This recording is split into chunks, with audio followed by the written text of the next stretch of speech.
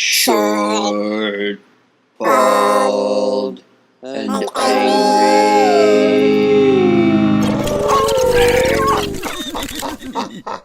Oh, is I not recording? Yeah, record on it. Now I'm recording. Now we're recording? Hit record. Look at me. Hey, in the building. Thank you, Alan.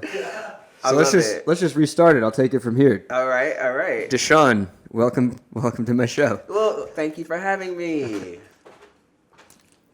So you're having a great day today. I'm having a great day today. It's beautiful outside. Spring has sprung. Yes. And you have some good news to share with the world. I do. So let's see. How do I start this? All right. Last summer, in the midst of like changing my entire life, I decided that I would start a new creative journey, and I had been thinking about like wanting to produce plays for like a while, but like around that time, it started to get really, what's the word? Really real. Yeah, it just started to get really intense. Yeah, really real. I like that. And I was talking to a friend of mine about this story. It's called Am I Blue? And it's a combination of a bunch of short coming out stories for teens and young adults. And I got the story like my senior year in high school. My old theater coach, he wanted me to play both characters in the title story, which is also called Am I Blue? By Bruce Coville. Shout out to the author. Yes, Bruce. Who I met. Yes, you did meet Bruce. You met Bruce at the reading. So he wanted me to play both the two main characters and do like a monologue where I would, play them like looking side to side. And I knew my parents would not be happy about that, so I declined. What was it? You like weren't out yet or something? I or mean, they didn't want to advertise. I was out. I was definitely out to my friend, to my close friends, and my family knew. Yeah. But I come from a very religious background, and so that was just not something that was dealt with in our house. You know what I mean? So he gave me the scripts, and he gave me the story, and I read it over, and I just knew I couldn't do it, and I was like, my parents are gonna kill me. So you actually declined it. You didn't do it. No, I declined. I didn't do it, but I never forgot about it, like ever. And I used to think about it, like over the course of time. I would always think back, like, I wonder what would have happened if I would have just done it. Like, what would that have felt like for me, just to be like, yes, Yeah. And I was talking to my friend about the story this summer. And as I'm talking to him, I was like, this will make a really good play. Like, and I'm just talking, and my mind is going, and I'm like, this would be a good play. And I was like, I should write it. And he was like, what? And I was like, yeah, I'm going to write this play. And he was like, oh, okay. And I was like, can you? And he actually lives down the street from Barnes & Noble in Park Slope. And so I was like, can you take me to Barnes & Noble, like, now? And he was like, are you serious? I was like, yes. Like, can we, like, go, like, right now? I need to get this book. And being a good friend, he definitely jumped in, and he was like, yes, okay, sure. So he took me down to this store, and they didn't have it. So I had to order it on Amazon Prime, and I got it by, like, 4:34 or something like that evening. And I read the story. It's a quick, short story. It's the first story in the book. It's about 10 pages long. And I read it just to kind of refresh my memory. And I jumped on my computer and started writing, like, that day. Like, just started. And from there, through the process, I've never written a play before. I've been in plays. I know theater, but I've never, like, sat down and written my own script. You've read plenty of them. Yes. And acted plenty of them. Yes, absolutely. And so I was feeling a little intimidated and like, oh, my God, I don't know what I'm doing. I was like, but it's okay. You got to keep going. And then I thought I should reach out to my old theater coach. And I did. I went on Facebook, found him. I wrote him. And I was like, hey, remember the story you gave me? Well, I'm turning it into a play and da-da-da-da-da. And, you want to shout him out? Oh, yes.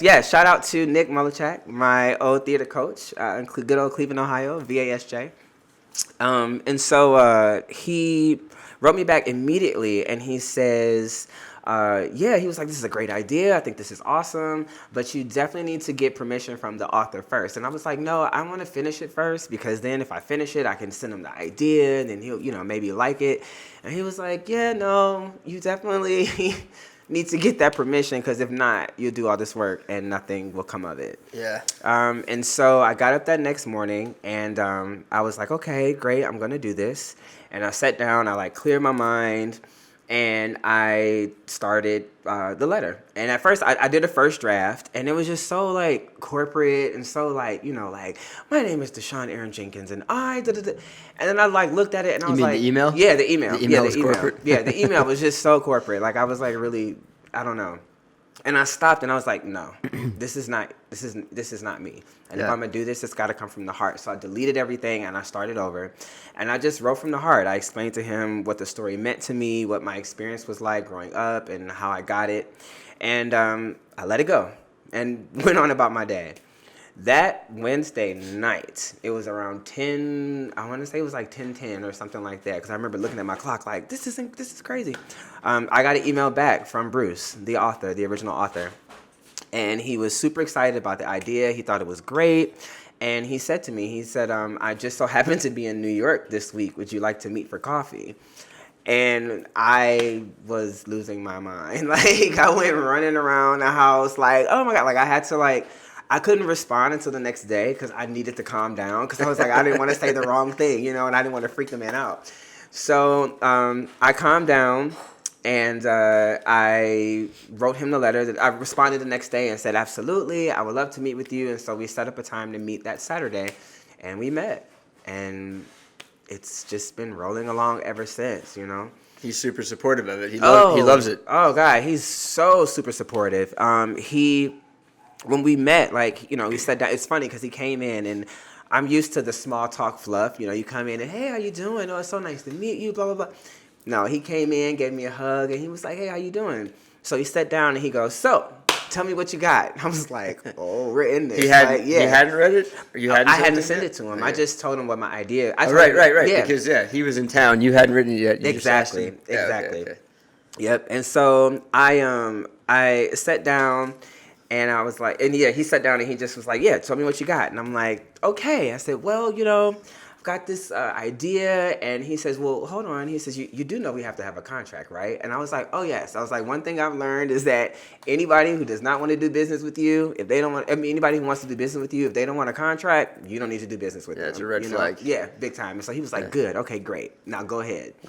And I just started telling him my idea, and he thought that it was going to be, he thought that I wanted it to be a one-act short play.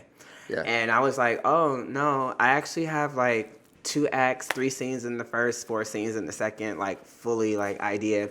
And I started going scene for scene, because I'd already had the concept worked out in my mind, and how I wanted to expand the characters and create more backstory, and I added some plots and some twists and turns and things, and so I just went scene for scene. Did it all kind of just pop into your head when you were telling your friend that it would make a good play, and then you were like, I'm going to write a play? It just was like all of a sudden there? Exactly. Yeah. You hit it right on. That's exactly how it happened. Because, I mean, you read it so long ago, it probably just marinating in the back of your brain. Yeah, I mean, unconsciously. But it's the thing about the story, though, it's a short story. It's real cute, and the premise is just so, like, you can't forget it. You know what I mean? Oh, yeah. The premise of the story, which I'll explain what that is in a Yeah, minute. we'll get to that in a minute. Yeah, we'll get that. But the premise of the story can't be forgotten. I No. mean, it's just, I've never heard a story like this, and I've never heard a concept like this at all. So you just can't forget it. So, of course, it was there. And once I refreshed my memory real quick, it was like, oh, yeah, okay, great. And then, you know, the ideas came flooding in. The rest of the ideas came flooding in. Yeah. And so we had the meeting, and I went scene for scene, and he was like, wow. He says, okay, great. Yes, this is great. I would love it. And I was like, oh my gosh, you know, thank you so much. This is amazing. And then the small talk started. Then we started to like really talk about life and everything. And I asked him, I said, well, would you like to, you know, be a part of the writing process? You know, I don't want to disrespect your work. And he says, no. He was like, you go ahead, you go for it. And I'm like, okay, like this is an award-winning author. You know, he's written over hundreds of children's books, one of which actually was turned into a major film. It's on Netflix now. I think it's called Aliens. Aliens Ate My Homework. Is that, I believe? I don't know it. Oh, I hope I'm not quoting it My wrong. phone's I not have connected to Wi-Fi. My computer's broken is it? in the other room right now. I've got to remember. I can't be your fact checker today. Yeah. But I can't believe I forgot that. But I'm pretty sure Aliens ate my homework. I'm sorry, Bruce. But yeah, and so it's on Netflix, and that film did so well that it's been greenlit for a sequel. So that's going to be happening soon. And Nice. so this man is like big stuff. You know what I mean? Like he's not. It's not a small feat at all. And so for him to trust me with my vision and allow me to write this story was really humbling and such an honor. And it made me trust myself because I had to. You know what I mean? Like if he trusts me, then there's no room for me to have any self-doubt at all, because if I did, then it would just crumble. Yeah. So that was that, and then I just started writing. I think I was writing from July until November is when I finally sent him a draft that I felt comfortable with. I went through about four versions of the script before I sent it to him. August, September, November. 3 months. Yeah. That's crazy. Yeah, I mean, and it was some work. Like I've never really. I used to write songs. I still write songs, but music is on a hiatus right now, a super hiatus. Not even interested. I used to. I wrote music and things like that, and so. But I've never written a play like this. So the work that it took. And, writing the first version and being like, okay, cool. And then reading it and realizing, oh, maybe I need to change this. And one of the cool things about the process was as I was writing and like I would get really into it, the characters really started to like come to life in my head. Like I started to hear them, hear the different dialects, hear their personalities. And then I started to kind of see them a little bit and kind of see their movements and their facial expressions. It was like a really crazy, like, wow, like, and I would like get into it like, oh yeah, he would say this and he would do this and da-da-da-da. And I just kept working on it like hours and hours and hours. And I can like support that concept. It's like, it's not, people say it's not made up at all. Like the characters literally, they start doing things and acting, they're just in your head doing their own thing. It's like dreaming in a way. Exactly. It really is like dreaming awake, because you're writing and all of a sudden, like, and as writers you have your ideas anyway and you're just like, oh, da, da, da. But it's really interesting when you really start to hear their voices. I mean, Melvin, I didn't even get a chance to tell the premise of the story yet, but we'll get there. You want to keep? Well, should we? Okay, we'll do it. We'll do it now. So now we have to keep talking. Everyone's just going to be like, what are they talking about? Right. Okay. So the story is called Am I Blue? And it's about a young boy. He's about 16 years old. His name is Vince. And he's struggling with his sexual identity. He's trying to figure it out. He doesn't know what he likes. And he's being bullied for it. He's got this bully that's really just like total, like, in fact, the story opens with him being pushed down in a puddle of mud. And when that happens, his fairy godfather, Melvin, shows up out of nowhere. And he helps him up. And he tells him, I'm your fairy godfather. And there's this, whole, like, what are you talking about? Fantasy kind of thing. And in the process of that, he begins to school him on the ways of life. And, like, they talk about a lot of different things. And one of the big things is the spectrum of sexuality on which people may fall. And it is a spectrum, you know what I mean? Like, there's one side, there's this side, and people are kind of all in between. You can either be all this way, or somewhere in that gradient. And does he also teach him about gaydar? He doesn't, because he doesn't know about gaydar. Yeah, he doesn't know about gaydar. So what happened is he tells him, he says, have you ever heard of the 3 gay wishes, the 3 big gay wishes? And he's like, 3 gay big wishes. And he's like, no, I don't know what you're talking about. And he was like, oh, okay, never mind. He was like, it's the 3rd one I wanted to tell you about anyway. And one of those wishes was that people would, everyone would have gaydar, and they could see people a shade of blue depending on where they fall on the spectrum.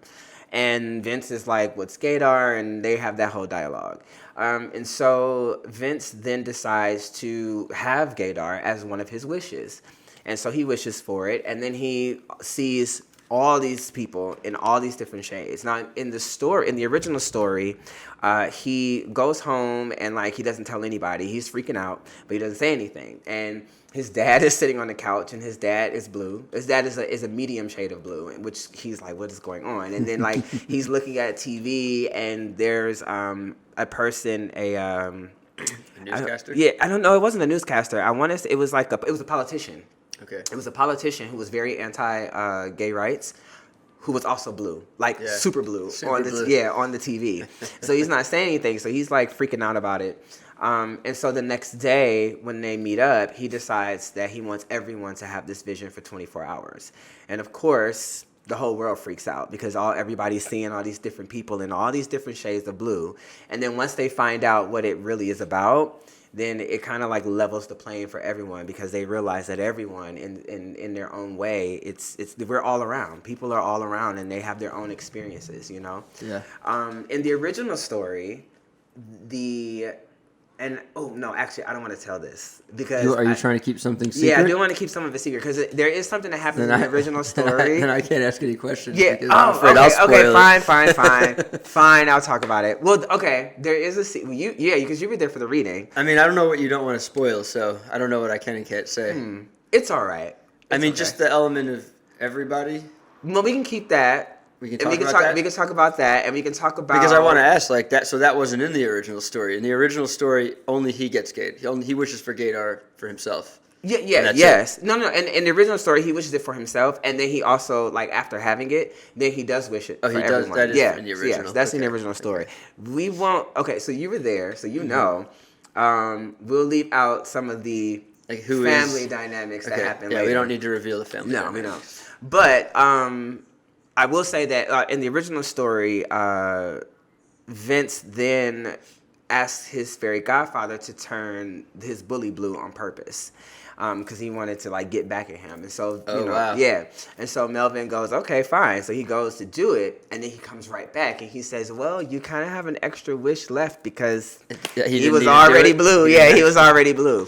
And that's where the story ends. And it ends with Vince saying, like, you know what, today, like, I'm sorry, to anyone who, has caused problems for, but... it doesn't matter. And, whether I have the girl of my dreams or Prince Charming, it doesn't matter. Yeah. And that's kind of where the story ends. So I took that and, like, super spread it out and added a lot of different things to it. And just more characters. Yeah, more characters. Dynamics. Yeah, I definitely, I developed, because the bully only is seen in the original story in the first like paragraph, and then you don't hear from him. But there's a whole backstory now to the bully. Everybody gets their arc. Yeah, everybody gets their arc. Everyone. In my play, his best friend is also a part of the cast. She's not in the story at all. There's no mention of her friend at all. His father is mentioned in the story, as I said, but not his mom. And I've created a whole backstory with his mom and his dad, and like there's just all of that. So yeah. Yeah, so I remember being bullied by a couple little girls when I was growing up, and I was a very little kid. Really? I remember one girl just came up, punched me right in the gut, and I'm pretty sure that was like a sign that she had a crush on me. It's fairly obvious. That's what the adults would say, at least. Right. But it hurt a lot. Yeah, that's interesting. So you were bullied by girls when you were little? Yeah. I was a very little kid. I was bullied by everybody. Wow. That's really interesting. How about you? Did you have that bully in your life? Oh God. Who was like the character in the story? I was bullied from. I was bullied from elementary school all the way up through high school. Like literally, my senior year of high school, I was still dealing with people like picking on me. Yeah. But it's crazy because I remember the very, very first time someone ever called me a faggot. I remember it. I remember his name, and I won't say it because I've forgiven him. Yeah, there's only one rule in the show. Don't shout out people that you're talking any kind of trash on. Oh, never. Don't say anything I have to cut. Yeah, no, I would never do that. But plus, you're live on your own street right now. There you go. Right. I would never. I mean, that was in first grade. You know what I mean? It doesn't matter. I remember it was in first grade, and it was like my first day of school actually, and I was new. And I came in, and we had just moved, and this kid pointed at me and said, "That's a faggot." It was the first time I'd ever heard of that, and people started giggling. He got in trouble, and literally from first grade on, I feel like that was like a tag that was like put on my back. I was always a school faggot, and I went to almost, I want to say 9 or 10 different schools in Cleveland growing up, from like kindergarten, first grade, and like I kept switching schools. And was it 9? three, four, five, six, seven, eight. Eight. I went to 8 different schools growing up. And, Wow. And every school I went to, I was the school faggot. And then I would go to church. And the youth group, I was the church faggot. Like, it was like, it like followed me forever. So, you know, I definitely had my share of bullies. Yeah. Absolutely. But here I am anyway, you know. Yeah. It doesn't matter. So.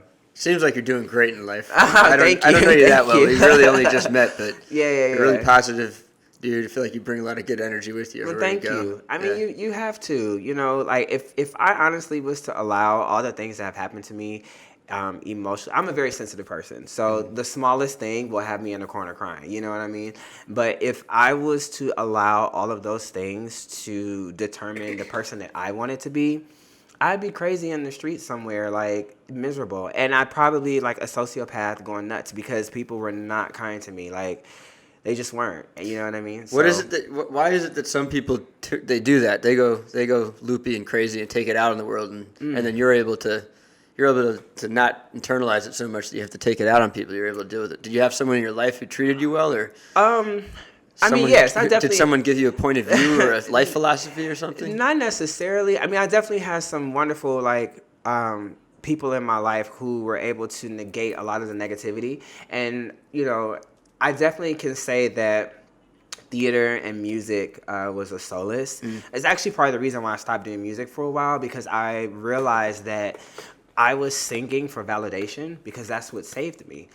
Every time I sang or every time I performed, that's what stopped people from bullying me. And all of a sudden, they wanted to be my friend. And there was people who still had, you know, something to say. But then there was a group of people who would defend me or just kind of be around, or they were just that comfort, you know. And even in some of my, you know, family dynamics back then, me performing is what made me feel like I was loved and I was safe and I was okay. Wow. And once I realized I didn't need that validation anymore, that's when I stopped. And wait, when did you're talking about a long time ago or this recent time when you stopped? This recent time. Yeah, recently, because I started to like fall out of love with music and I didn't understand why. And like, it just felt like so much work and pressure to like sing and like make music and promote it. And it just was becoming something that really was depressing me. And I had to like do some self-work and ask myself, like, why is this bothering me so much? Like, this used to make me so happy. And then I realized, like, that's because you don't need anybody's validation anymore. You don't care. And motivations are interesting. We don't understand them all the time, and then when we do, everything shifts. Yeah, and that's what happened. Lesson there. Yeah, big time. Like, once that shift, it was like, well, what am I singing for? And if I'm not singing because I enjoy it, then I don't need to do this. And that's when I started to think, like, well, what do I love? What makes me happy? What do I just want to do? And one of those things was theater. I'm really curious, though. Yeah, go. I haven't heard you sing. Oh, I'm not singing. I'm not asking you to sing. I'm just always going to be like, well, damn, I wonder if I'll ever get to hear him sing. Oh, I mean, you will. Music is always going to be a part of my life, and I know that. But I know that when the time comes for me to do it again, it's going to feel so different. It's going to be so, like, it's just going to flow. It's going to be there, and I'll be ready to do that. But right now, that's not where I need to do. I need to be doing this. I need to be producing plays and telling stories and putting on productions. Yeah. I love productions. Oh, my gosh. It is so much fun. Like, I mean, even the times where it's like rough and you're like, okay, what are we going to do? Just the way people come together and ideas come up. Like, I just love the whole, it's just so much fun. It's so much fun. And I don't have to be in the front. I really enjoy being on the back end, like, and crafting and putting it together and working with people. And we're all putting it together. That's what I love. Yeah. It's miraculous. Yeah, it is. It sends chills down your spine. Yeah, seriously. And then you have opening night and it's like, yes. You know what I'm saying? Like, we did it. We put together this masterpiece. And it has nothing to do with validation. It has nothing to do with, like, love me, look at me, like, see me. It's none of that. I think you're speaking for yourself here. Yes, yeah. Well, yeah, I'll speak. Yeah, I will say that. I'll speak for myself. I'm sure there's plenty of actors who are even going to be in your play who are probably looking for their own validation. Yeah. But, I mean, I don't know. You're in a weird new phase in your life where you figured something out. So maybe some people are beyond that. I don't know. The age range is wide, right? Like the actors in the play, there's like younger people and older. Right. Yeah. The two main character. Well, the main character Vince is 16. Yeah. Melvin, his fairy You godfather. mean the character 16, but the actor. Yeah. The actor is definitely. I've already casted Vince, and that actor is actually 22. But youthful looking. Yeah, he's definitely looks like a kid. Like shave him. But that's always the way it is with actors, right? Like Yeah. actors are always like a decade older than the character they're playing. Right. One of the most there's two actresses that I know that's like super famous for that. Stacey Dash she played Dion in Clueless, and she actually was 29, and Gabrielle Union when she was in Bring It On as the high school cheerleader, she was like 27. I want to say the whole cast of Clueless is playing even like 20 years younger. Than Yeah, big time. So yeah, that happens for sure. Yeah. And then the person who's playing the other his friend who's also 16, her character's name is Jenny. I've casted her already as well. She's 32. Yeah. She's 33. She just turned 33, but she looks young. Yeah. She could pull it off easy, so it works. Yeah. Nice. Yeah. That's exactly what she wants to hear. If she were to hear this, that's exactly what she wants to hear. Oh yeah, she'd love it. She'd doing cartwheels like yes. So I have a hard time not asking women their ages. And really? I often get myself into trouble. I don't do it out of a mean thing. I'm doing it out of a protective thing. Because if they're too young, I don't want to go near them. I want to be careful. That's a good And point. if you're too old, I don't care. I'm not trying to hurt your feelings. Right. I think it's all in the way you do. It's all in the conversation context. You know what I mean? Like if you just come out. I'm pretty sure I do it as polite as I possibly can. But there yeah. are certain individuals who are just going to get offended no matter how you bring up the question. True. That's true. I mean, you can't help that, Yeah. But that is true.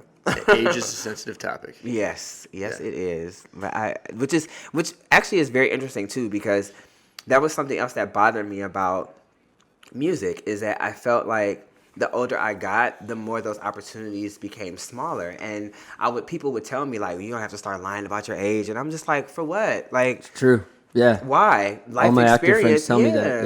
Yeah. I feel like that's the dumbest thing ever. Like life experience influences the music, especially as a writer. Now, if I'm just singing songs that other people have written and stuff like that, okay. If I'm just the package that's presenting the team, okay, I could maybe understand. But if I'm writing the songs and I'm telling the stories, like I think the age is important. It holds weight. It says that like when I'm singing about this love, when I'm talking about this heartbreak or this or that, I've experienced it. I know what I'm talking about. I'm not 12 singing about my heart's broken and I don't know how to go on. Yeah, I mean, it's a rare thing where a kid writes a really meaningful song or play or movie. It's like it has happened, but for the most part, like the things that move us, kids aren't moving us. They're inhabiting the roles if they're lucky, if they get the part. Yeah. Right. I mean, not to take away from whatever emotional dynamics they have. Cause, kids go through shit too, and they feel that we felt it all when we were kids growing up. Exactly. But we didn't have the life experience to really know how to like process all of it in a wise way. There you go. We celebrate youth instead of wisdom.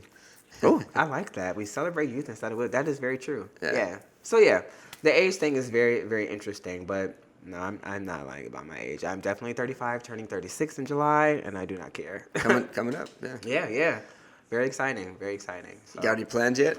I've been thinking about that actually. I'll probably be throwing a Am I Blue party of some sort, for sure. Like I'll just have it all blue themed and like to celebrate the play and the upcoming production and continue. So come blue, or you're gonna have like blue paint ready to go on the spot? Ooh, I don't know. That's a good one. I can recommend some good body paint. Like it washes off easy. It's not particularly toxic. I'm sure would be it's awesome. semi-toxic, but we'll have to talk about that. Yeah. Yes, for sure.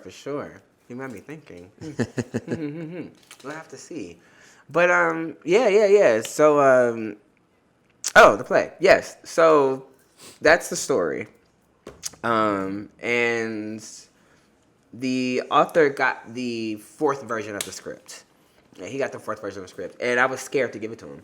Oh, that was the first one you sent to him, was the fourth? Yeah, it was draft. the fourth version. And at that point, like, I had one friend who I trusted actually, there's a couple people I sent it to, a couple friends, but one friend actually read it because everybody's busy. And they would tell me, like, I'm busy, so I may not be able to read it, but send it to me. But she actually read it. Yeah, she read it.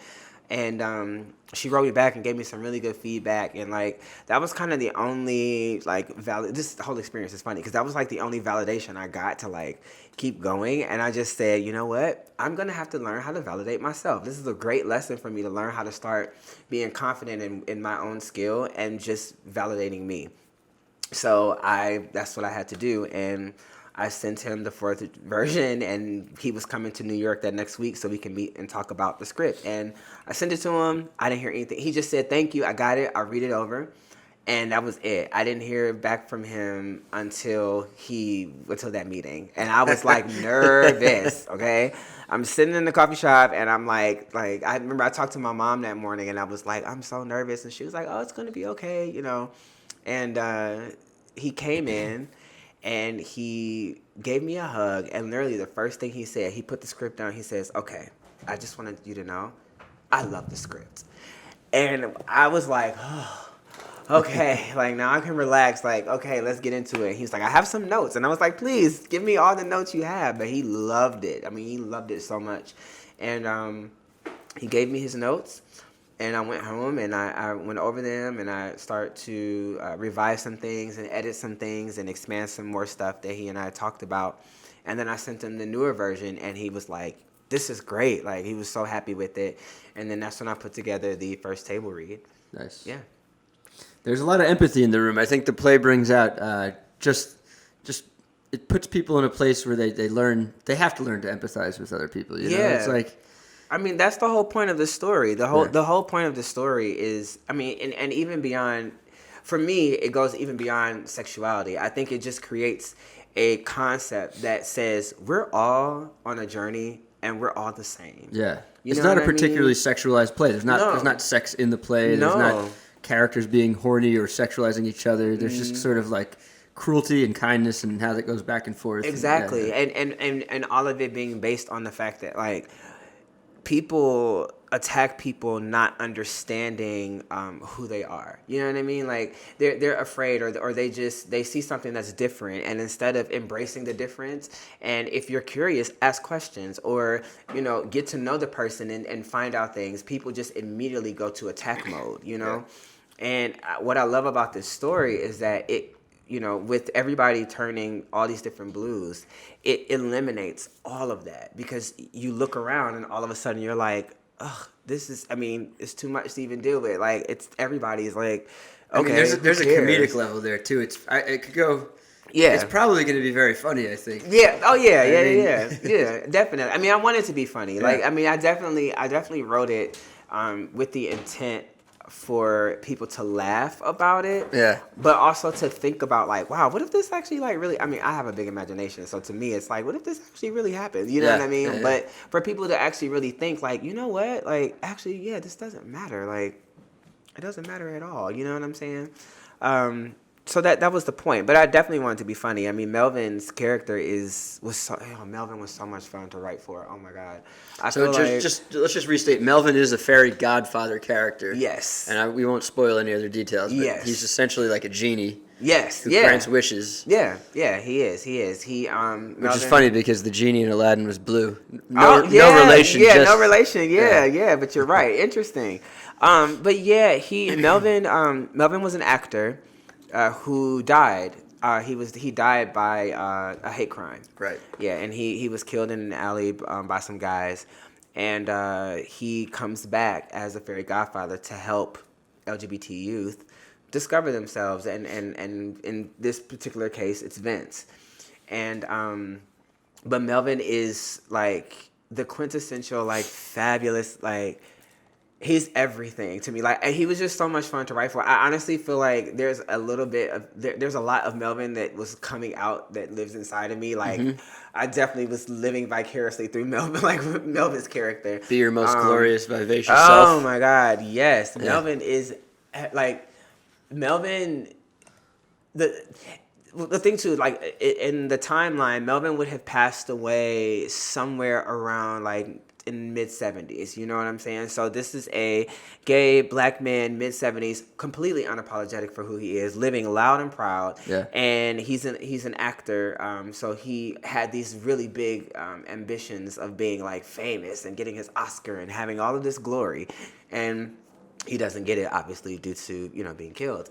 And so when he gets to come back, and now he's a fairy and he's got magic, he's like, yes, like, I'm everything, and this is everything. And he's like, loving his situation. Oh, he is. He is loving it. He is loving it. He adjusted to it very quickly and loves it. And he was so much fun to write for. Oh. And you cast him already. He's already cast. Yes, Melvin is cast. So Can you far. shout out that actor? Yeah, because he was fabulous. Oh my gosh, he really embodied it. Yeah, the actor who I have playing Melvin. And it's funny because I gave him the script and I said to him, I said, I know that you can do this. Yeah. And I was like, I was trying to figure out who I can get to read for Melvin, because Melvin is so important to the script. I mean, he literally is like the core of the script. Yeah. And I wanted Melvin to really come alive, and I didn't want to just cast it, like put out a casting call, because it's very specific. And Nathan, who will be playing Melvin in the Nathan Tolliver, he'll be playing Melvin in the show.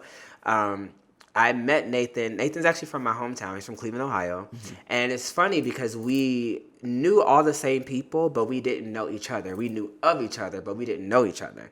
And we met more in New York. And I had hung out with him like a couple weeks prior at a show of ours. A friend of ours had a show at the jazz club, Birdland.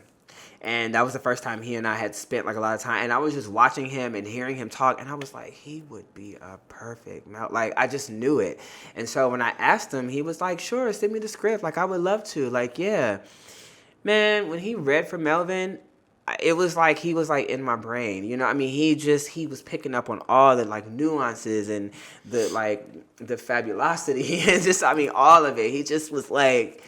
Oh, he was so great. I was really, when I asked him would he accept the role officially for the festival, he said yes, and I was like, yes, thank you so much. Like, I'm so happy. So yeah, it's so fun seeing all the pieces come together, especially when you find the right person. Oh yeah. I mean, it's great. It's so great. I'm really elated. Yeah. Seriously, you're on cloud nine. Have you just been on cloud nine basically since you said yes? You can adapt the short story. Yeah, I mean, this whole thing has been coming together so fast. I mean, like after the table read, I actually didn't know what to do next. I was like, okay, well, what do I do next? I'm like, all right, I guess the next thing to do would be a stage reading. And I had a friend of mine had invited me to a theater show. And she was like, come see this show. It's this small theater in East Village or whatever. And I was like, okay, cool. So I went after work, and the show was fabulous. It's about these, it was a show of like 30 plays, and each play was like a couple minutes, and like it was interactive where like the audience had to shout out a number, and then the actors would yank a number. I mean, it was hilarious, and it was a group of women. I forget the name of their collective, and I apologize for that, but it's phenomenal performance. And I'm looking at the theater, and I'm watching the show, and I'm like, yo, this is like a great theater to do my my stage reading. So that next day I got up and I was at work, and on my lunch break, I was like looking up that theater and trying to find, how much it would cost to rent it out. And that's how I stumbled across the theater festival.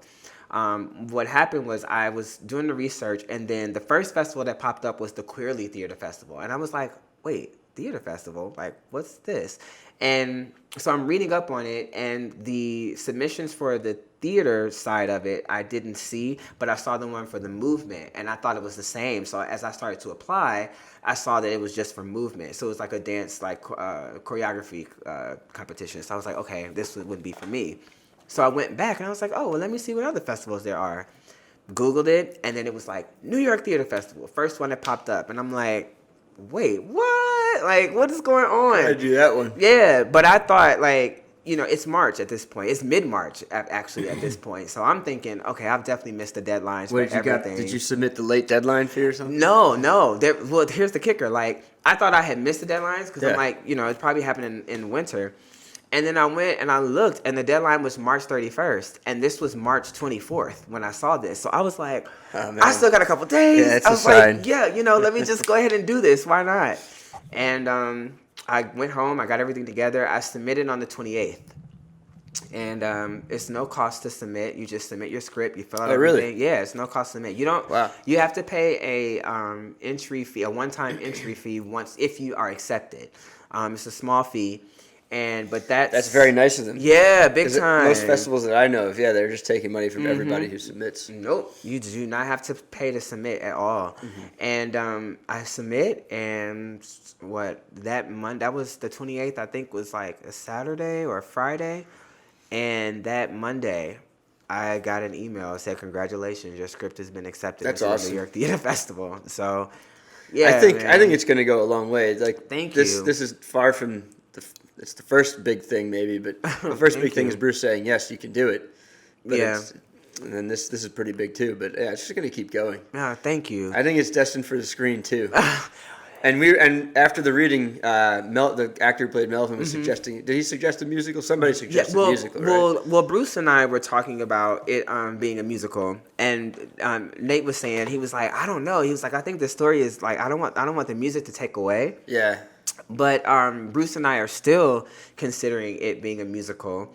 And we've already started looking at song spots in the script. And honestly, I've kind of already started writing one of the songs. Yeah. Couldn't help yourself. Yeah, I couldn't help myself. After I started really thinking about it. Yeah, you haven't totally given up on music. Yeah, exactly. Right. I told you, like, I haven't. I don't have to sing it, but writing it is different. But yeah, one of the songs that I think has the potential to be really big for the play and big for the LGBT community in general.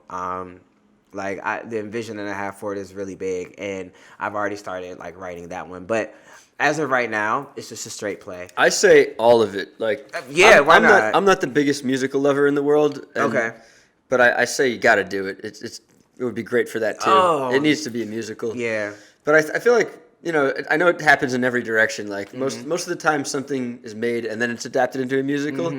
But there's no reason why you can't just develop them at the same time. Yeah. I'm sure that's happened before too. Why not? You know? I mean, and who knows what will happen after the festival, because the thing about the New York Theater Festival, it's also an industry festival as well. Yeah. Like it's open to the public, but it's also an industry festival, and they get all the information, so they come out and they see shows, and we have the potential to be picked up by a major production house to produce the play in the next phase, whether that be continue to develop it for a touring or off Broadway or whatever the case may be. So who knows? And you heard Netflix is opening up the studios right around here somewhere. Yes! It's on Johnson Ave, pretty walking distance. Yes, I saw that today. Maybe do some research and look up some Netflix execs or producers or something. That's a good idea. Yeah, you gotta invite a lot of people. Oh yeah, that's a really good idea, especially because Bruce's movie is already on Netflix. Yeah, it's already. Maybe he knows part somebody. Of it. Yeah. That's a good idea. Yeah, I mean this would be a hilarious film.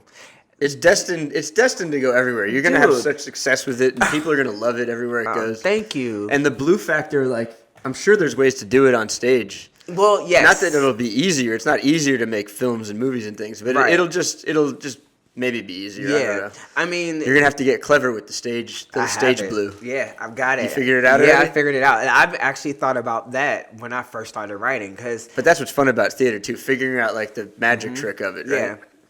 So, my idea. So when I first started writing it, I was thinking, how am I going to turn people blue on stage? And at first, my thought was to actually have them put on blue makeup and like do these things. And because of the way the show is written, people will have the time. The only person who wouldn't have had time to change into any kind of makeup would be the lead character. Yeah. So I thought about that. I'm like, that wouldn't work. And I kept thinking, and then I thought, costumes. Oh, perfect. I know what to do. So the idea that I have for the play is to actually use really minimalistic sets and monochromatic color blocking with the costumes to tell the story. So what I've done is I've assigned each character a color in the first act based on, I did some research on what colors mean and what they represent. And so I assigned each character a color based on that, and what they mean as far as their emotions and stuff. And so we're in the same age bracket, so you remember Power Rangers, right? Oh yeah. So you remember how when they were like in school and they all would still be Yeah, in their they still had their color. Right, Yeah. but it would be like they're in regular clothes, but they Yeah. still have their color. That kind of idea. So you see all these people in these like colors and they're dressed. And then when the switch happens, they're literally in the same outfits, just different shades of blue. Right. So if the entire set is black, and you're looking at the stage and the way you see it visually, you see like, okay, you'll be able to clearly say, like, for example, the father, Ramon, his color is pink. So he may have on a pink polo and some khaki pants and like, you know, a pink watch or like. Don't hate me for this, but that could be a spoiler right there. Oh, it's okay. It's all right. It's all right. Oh, yeah, good point. Well, no. I mean, in the short story, Yeah. his father's already blue, so I can talk about it. Right. Yeah. But he's pink. And then when it changes, you know, he'll be in a blue polo, blue khaki. So it'll look like he literally is wearing the exact same thing, but just a different shade. So that's the way I was able to do it. And I think on stage, it'll be a lot of fun to do it that way. The only person who would have to change on stage, and it could be a quick costume change. I learned a lot of quick costume change tricks from the dance. I used to work for a dance school in Tokyo. And watching a dance show and watching people have to change clothes, like right. I learned a lot. So I was like, oh, this will be easy. It's like a race car. You got a team of people dressing you. Well, actually, no, because in the theater festival, there's no intermission. Okay. So luckily, though, I had already had a blackout after the first act anyway. Right. So there'll be a blackout, but he's gonna have like blackout, literally 15 seconds to switch. And it'll be super easy. You could have like a supernatural thing where like music and sound effects come in and it's like the world rumbling or something, right? Yeah. You can buy yourself all the time you need with that. I mean, a minute might be too long. Dude, it'll be great because my friend John, I was doing music and we actually still do, like, but it's just kind of more of a thing that we're just enjoying on the side. Again, music will never leave me. I'm just not like super doing it hard. Yeah. But we are a duo called Reza Cage, and he's such a dear friend of mine. Like, I love him so much. And say it again. Reza Cage. Reza Cage. Reza Cage. He does the production, and I sing, and we write the songs together. And but I was talking to him because he obviously knows about the play, and we were like going in, and he was like, "Yo, like if you need sound design, I got you." And I was like, oh, I love you so much. Thank you. You're absolutely right. I'm definitely going to need some sound design. So he was like, I got you. Like, let's just let me know and we'll get to work. So yeah, there'll be a moment. But the costume change will be quick. I mean, super quick. Like, all he'll need to do is change shirts and it'll be like, you know, so I already have it all ironed out. Yeah. I love it. Yeah. So that's how I figured that out. But the thing you said about film, then you could really get into the blue skin tone being blue would be something else. That would be great. It would be unnerving, you know, because everyone's unnerved by it at first. Right, They're right. Like, a lot of people have been lying, probably. I'm assuming. Exactly. Yeah, absolutely, of course. Or just not really. Or not even aware. Right, not even aware.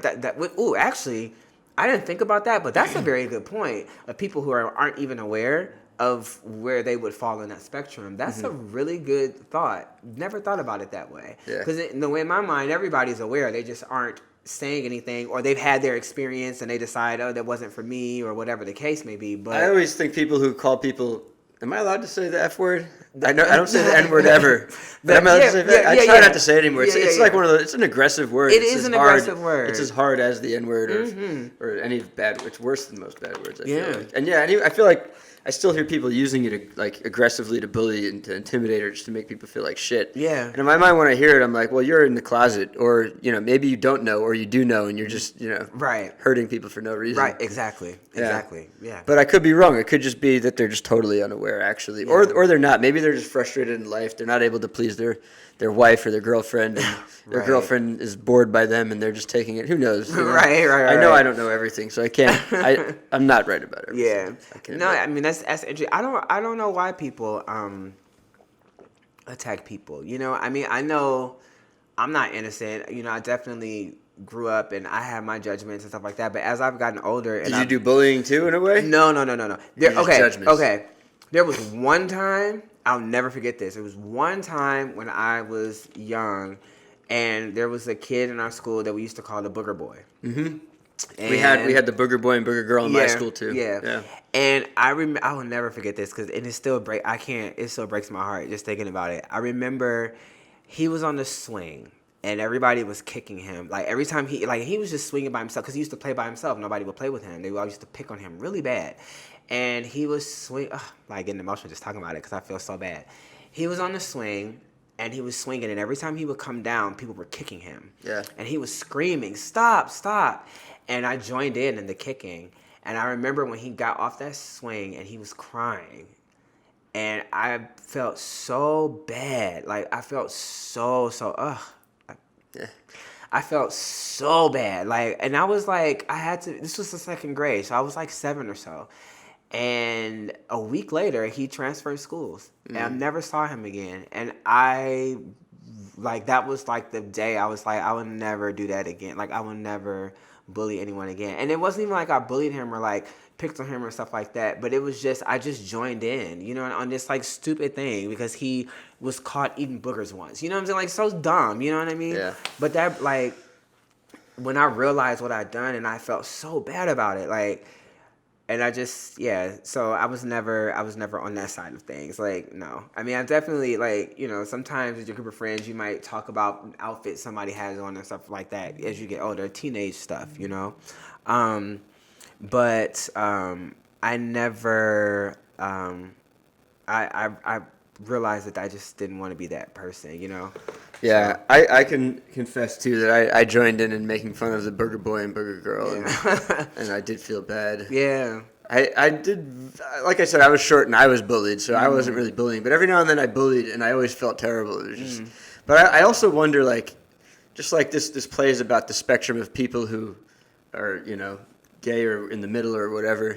I wonder what's the spectrum of cruelty? Like, how many people like actually do come around to feeling bad for what they've done versus people who are just like, yeah, this person's, you know, lacking something, so I just want to turn them into a victim or like, you know, cast them aside. And I don't feel, like I just wonder, like, what's the percentage there of cold-hearted people? You know, it seems like the people who run this country are just terrible, cold-hearted individuals. Are they really? I don't know. You know, I think that's a good point, and I think that's where empathy comes in, because like if you realize and really take into consideration your own feelings and how they relate to you and how you relate to them, and like, you know, think about like, well, if I felt like this when this happened, can you imagine what this person might have felt like when that happened? You know, even if it's not the same thing, it's still, you know, something that you feel. And I think the lack of empathy is the problem. And I think that's all it takes. You know, like I'm 90% vegan. I still eat eggs. Yeah? Yeah, I still eat eggs, but I'm 90% vegan. But one of the things that really made that decision for me, it wasn't health reasons, actually. My friend, who's vegetarian vegan also, he said to me, he said, you know, people think animals don't have emotion when in fact that's all that they have. That's the only way they know how to communicate. Exactly. Yeah. I'm a big animal lover. And I feel that. I know that. Yeah. And he said that, and it was like, that reality hit me so hard, and I was just like, whoa. And then I started watching like BBC, like I always liked BBC Earth and like all those kind of shows, but I watched them now under a different lens. Oh yeah. And I was able to really see, like, I saw when an animal was happy or when it was afraid or when it was like peaceful, and like I'm like looking and I'm relating to this, and there was two in particular. One was there were these killer whales, and they were trying to capture this baby killer whale, and the mother and the father killer whale and the baby were swimming together, and they were trying to get away from the humans. Yeah. They captured the baby, and they're taking them to SeaWorld, mind you. Is this a documentary of Blackfish, or is this something else? It was something else. I don't think it was. Okay. I don't think it was Blackfish, or maybe it was, but it was something else. I think. But I know they captured the baby whale, and the mother and the father were like away from the humans, but they were going nuts, jumping out of the water, like making all of these noises, and the baby's making all these noises. And I'm like watching this, and I'm like, oh my God, like they were swimming in their home. They just had their baby, you know, and of course I humanize it. Like, can you imagine, like, you just got married, you just had the baby, you've got your house, y'all having a happy day, and now here comes somebody and they just snatch your kid away. Yes, it's a nightmare. And It's terrifying. that's horrible. And like when I saw that and I was like, I can't, wow, you know? And then the other one was I was watching this cow being born. And after they pulled the calf out, the baby like collapsed and was trying to get to the mom, and the mom was trying to get to the baby. And once they like met like face to face, the baby rested, the calf rested the head on her leg, and then she rested her head on the baby's head. Yeah, and it's heartbreaking. Oh my God! But it was like they were just so happy, like calm, and I was like, oh. Yeah, I love eating meat. I saw the movie, you know, Okja, the movie Okja? Yes. I saw that and I was ready to quit meat. Yeah. But it took like a few days. I was just hungry. I mean, it's not for everybody. I was like, raised vegetarian. I Really? just can't get back around to quitting meat because Okay. I don't know. I have a hard time cooking for myself as it is. Yeah. Yes. Yeah. Yes. That's actually one of the hardest things about being vegan is the convenience. Making tasty food. Yeah. Well, I've gotten. You gotta get I've get gotten your to that recipes point. down. Yeah. And luckily we live in a city that does offer a lot of vegan options that are tasty, but Yes. the convenience though, like that's one of the things, like being out somewhere and being hungry and trying to figure out like, what am I going to eat? Where am I going to eat it? Like, and how, that's probably the one thing I miss the most, not being able to go anywhere and just get anything. It's on the rise though. Like I grew up, my dad raised me hardcore vegetarian, super healthy. Yeah. And I feel like we were very made fun of. Another thing we were bullied about back in the day. Yeah. And now it's like all these people who I remember were very fucking mean to me about it. They're all like way healthier than I am. Isn't They that got hilarious? vegan farms, they're vegan farmers, and Isn't that crazy? Yeah.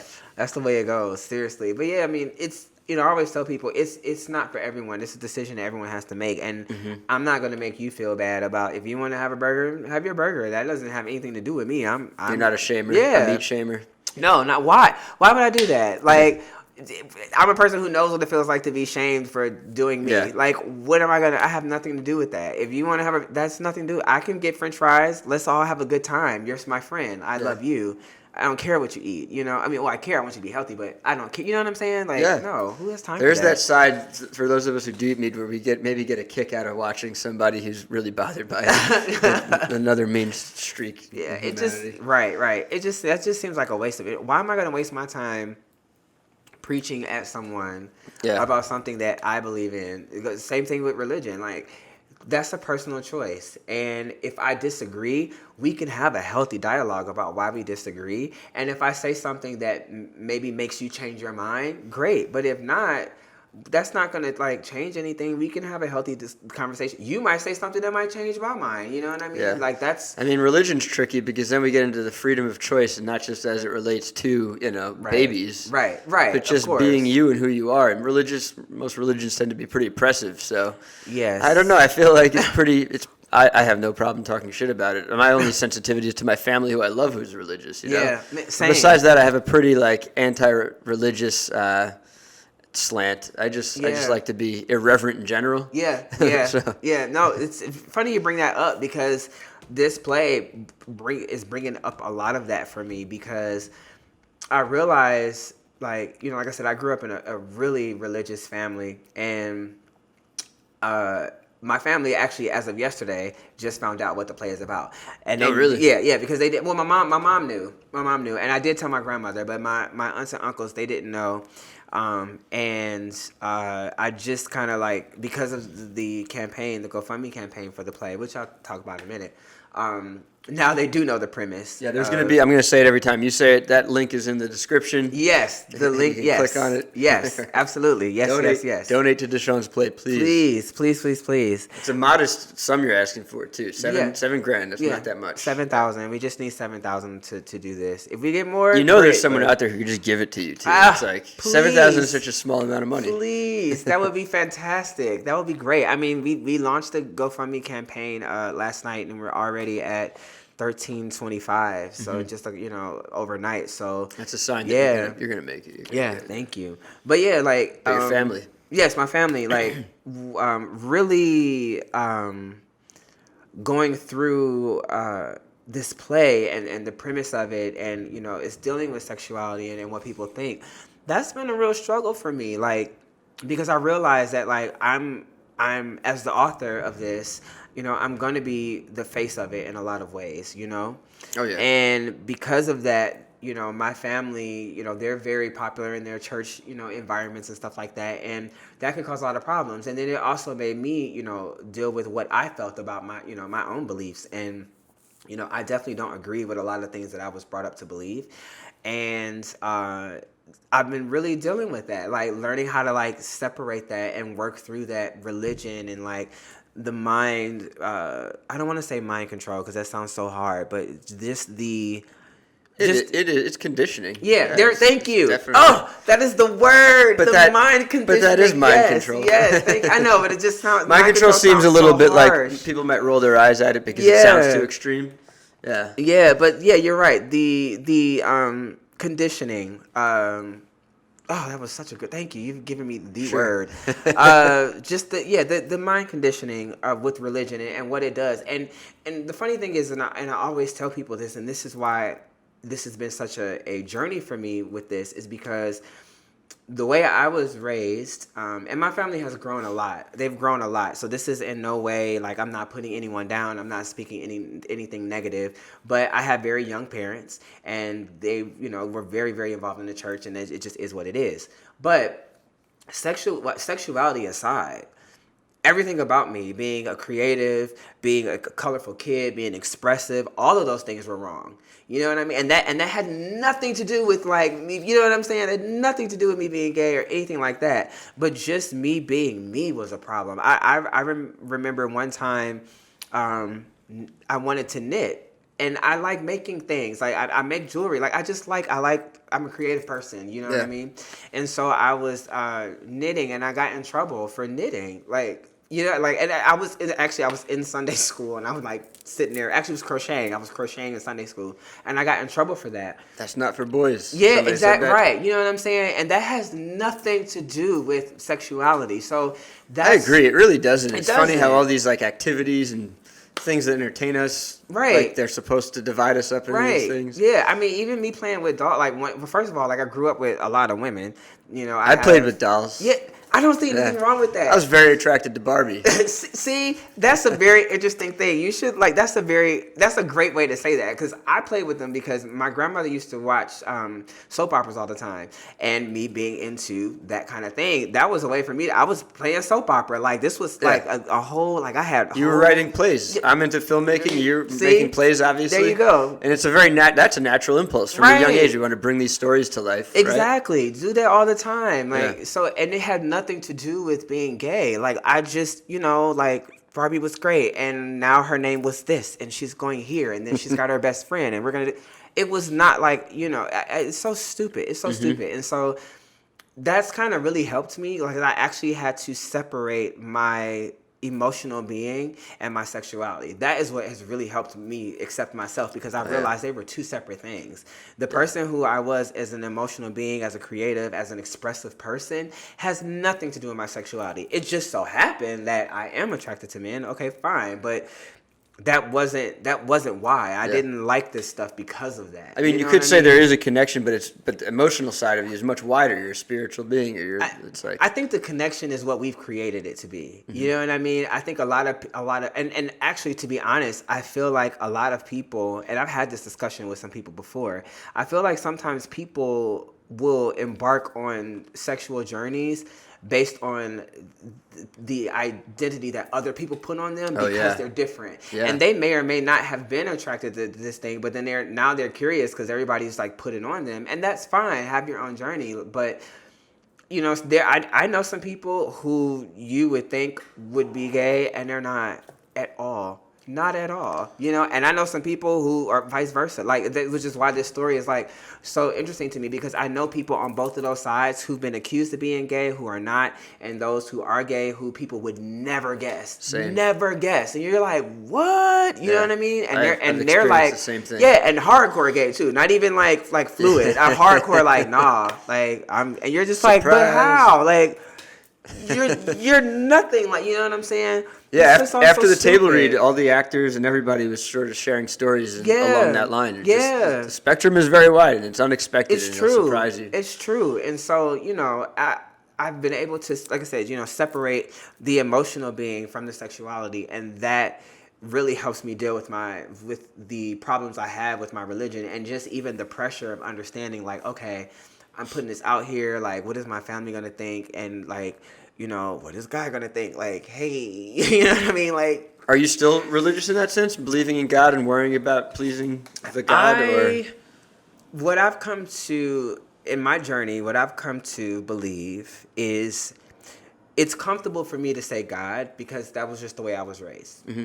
That's first and foremost. So I still use the term God because it's just comfortable. Yeah. But what I think and what I believe is that I believe there's one God, but I also believe that we are all so individual, that we all understand things and we all interpret things in so many different ways. And I believe that we are all talking about the same source power, and it's got a whole bunch of different names based on how we understand it, but we're all talking about the same thing. We're all talking about the same universal divine law. We're all talking about this higher power that has created and caused all of this to happen, and it's literally all the same thing. And so as far as pleasing God and stuff like that, I take that pressure off because I realize that I can't be perfect. I'm not going to be perfect, but I believe that I was created to be the perfect version of me. Mm-hmm. And whatever that is, it is coming through me through divine channels that cannot be controlled. I'm not doing things. I'm not intentionally setting out to do stuff or be this person. Things will just come to me, or I'll just feel a certain kind of way. And I'm just like, I can't deny these feelings. I mean, look at the way this play has rolled along out of nowhere.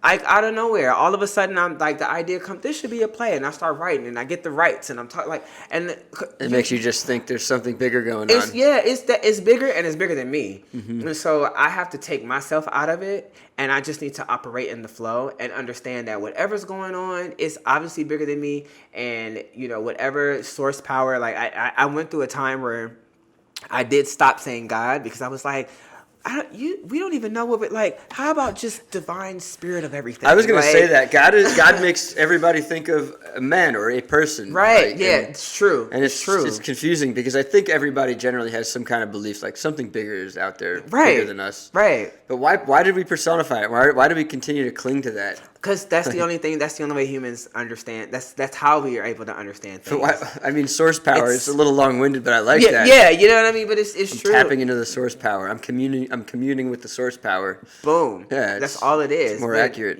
Humans, we take things and we make them what we can understand. There's a history to all the religions, obviously, too, of literally controlling the population, and that's a thing. That's the thing too. It was written by men to control other men and women and people, populations in general. Yeah, which that's a whole other dynamic too that I have a problem with, is the lack of, and I say this very respectfully, the lack of what I feel respect of women in a lot of religions. And I don't understand that when women are literally the most powerful beings on this earth. Like, men have brute strength, but what women can do, we can't even imagine. Like, childbirth, I can't even imagine. You know what I'm saying? Like, and being raised around women and hearing the stories and like, I just, there's no way. Like, there's no way. And like, it gets to a point, I've watched like childbirth movies and like, and clips and stuff. And I'm just like, this is amazing. Like, this is amazing. An entire creature is growing and feeding and living and breathing inside of you, and then you birth it, and then the snapback, like a month later, you got the baby on the arm, you got groceries in this one, you driving this one. Are you kidding me? Yeah. Well, although there is a growing population of men taking care of the babies and women winning the bread. Rest, and that's beautiful too. Like it's actually part of the script. Yeah, I flipped the dynamics in the script because I think that does need to be addressed. That some men are more domesticated and some women are more workers, and there's nothing wrong with that. If there's an understanding between you two and that's what works for your dynamic, then who am I to judge? Like, You know, I'm definitely a domesticated man. I want to be at home. I want to be Yeah. at home with the kids. I want to have my art room. I want to paint, do this, and then take the kids out and we go on that. I'm definitely that guy. Me too. That's where I'm headed, I think. Yeah, I'm that guy, you know. If I'm lucky and I do it right, I'll be out on productions. I'll be away for a while. Yeah. Or just, busy for that stretch of time. Exactly. But exactly. I'm a home studio kind of guy. Yes. Yep. Yeah. I'm the same way. And unfortunately, I think where we're at is just everybody has to work more, and that's scary. Right. The way right. everything's going, it's just we all got to work more. Right. Which is nice and harder. Well, I'm gonna say nice. I think that helps the birth of entrepreneurship. Because we're at a time right now where creatives, because we have to work more, but also because of communication and technology, it also creates a whole lot more opportunities for people to just do their own thing and start stuff. And we can, we're working more, but we're working more on our terms. Like now I can work from home. I can have my production company. I can do this. I can do that and still spend time with my partner, still spend time with my kids and my dogs and do all these things in the comfort of my own home. And that's like, it's a catch-22, but I think it's a good thing. Yeah, in a way. I mean, what you described is a good thing. My fear is just that for the majority of the population, they're not creatives. They're not creatives. Yeah, quote unquote, that's true. There's a lot of people struggling out there. That is true.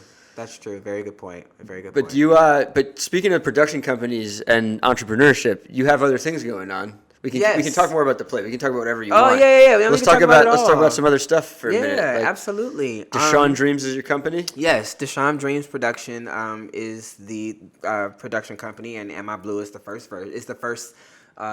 thing to be birthed out of my new production company. Yeah, so really excited about that.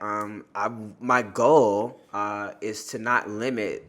And that's the reason why I wanted to start a production company, because I'm like, I want to do too many things, and what can I do that would house all of that? Well, production, period. Yeah. That could be plays, movies, albums, jewelry, event managing throwing parties, and it's under Deshawn Dreams Productions or whatever.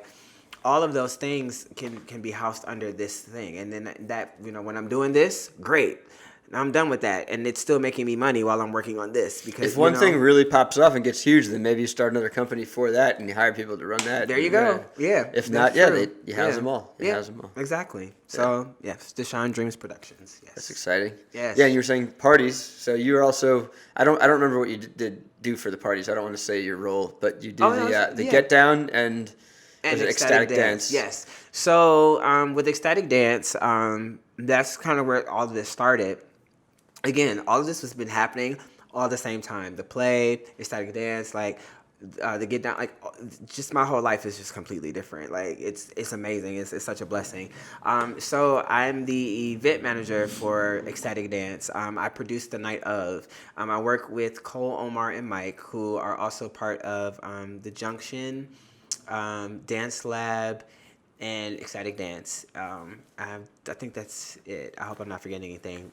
But this is their baby, and then they brought me on to produce the night of event. So I run the actual dances, and that's been really, really awesome. I've met amazing people. Ecstatic dance was an experience that changed my life in a big way. I mean, it's a big thing. It's super popular, right? Really. Apparently there's ecstatic dance communities all around the I just learning this now, and I'm like, and it started with them, or it just was a thing that was just going on? It was a thing that was going on, but they're over the New York version. Well, we are over the New York version. Yeah. Got you. Yep. And the ecstatic dance is really cool because it's there's no shoes on the dance floor, no talking allowed on the dance floor, no cell phones or videos, and no drinks or drugs allowed.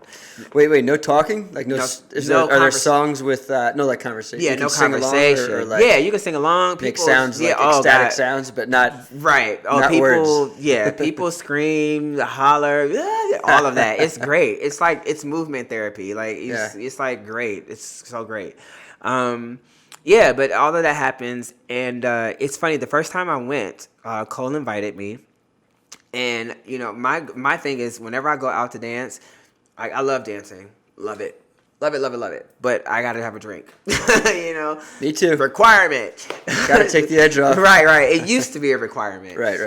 And so I would always go to the bar, have a drink, and First then thing. start. Yeah. Well, this you Or can't. even bring the you got Right, or drink bring the out drink- on, right, I always right. feel that when I'm on a dance floor, I'm like, why do I have this in my hand? This Yeah. just makes it extra awkward, but I Yeah. need it because I feel so awkward. Right.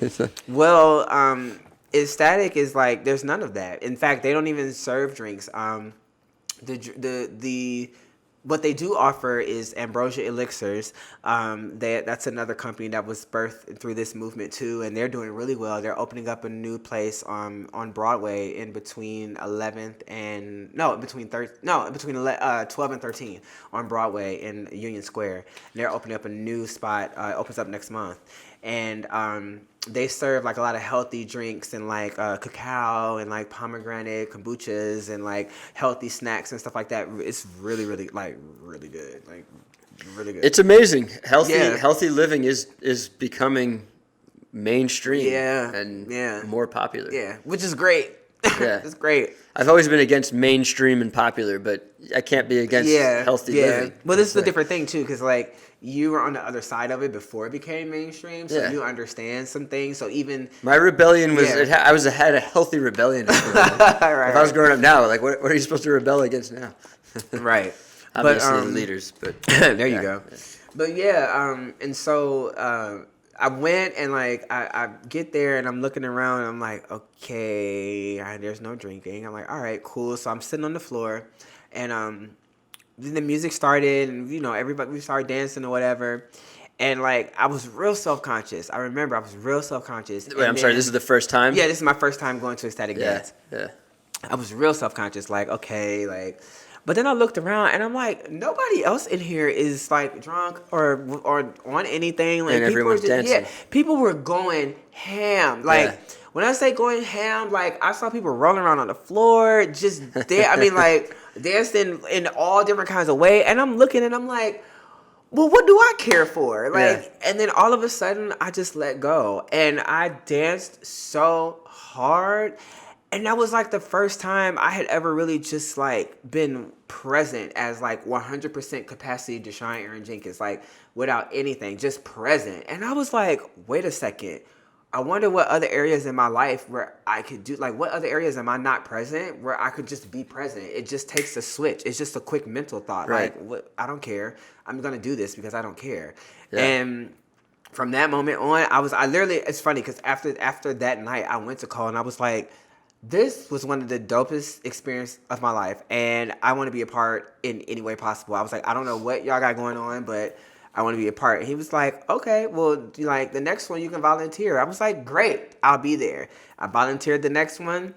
And then after that, they were all going out of town and they needed somebody to run it. And he called me like, do you want to run it? And I'm like, excuse me? Like, what do you mean run it? Like, this is huge. Yeah. At the That's time. 0 to 60 right there. Yeah, like literally. And you at went the 0 time, to 1 mile, and then you're exactly. And at that time too, we were only going once a month. So like the crowd was a good like 400 or 500 people like a night. Oh, what, you do it more often now, so it's Yeah. a smaller crowd? Yeah, the crowd's like that's just because we're switching over to 2 months. Yeah. 2 nights a month Right. now. We do every second and every the first Tuesday and last Tuesday of every month. So of course when you change formats, things change, but it's gonna pick back up. We're still doing really good actually, considering that we switched. Like Yeah. we're averaging around like a good like 250 people, like, so it's still great. But at the time, this was like, and not only that, they left to go. This was the Halloween edition, so this was like a major one. You know what I mean? And I'm like, you want me to Trial by fire. Yeah, and I was like, all right, cool, why not? You did it alone? Yep. Like all the main founders organizers were gone, and Yep. you alone ran the thing? Yep. And one of them actually, the two of them I hadn't even met yet. I had only met Cole, and they trusted him. Yeah. And he trusted me. Yeah. And I was like, okay. Yeah. And it was another one of those moments where I had to look at myself in the mirror and go, can you do this? Yes, you can. Are you going to do this? Do you literally Yes, go you in front of did. the mirror when you do that? Yes, It's like I a talk to true myself mirror all the, moment? yes, I talk to myself all the time. I have to. Nice. I have to. Like, I definitely will. If I'm feeling some kind of way and I recognize that it's a feeling that could potentially get in my way, then I have to have a conversation with myself. I've had some really dark moments in the last few years, and only recently have I been staring at myself in the mirror and I'm like, oh, you're crazy now. But it helps though when you actually like look at yourself and you address yourself like visually.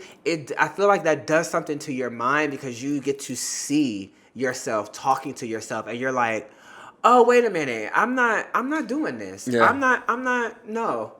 I have a hard time applying the same empathy I apply to others to myself.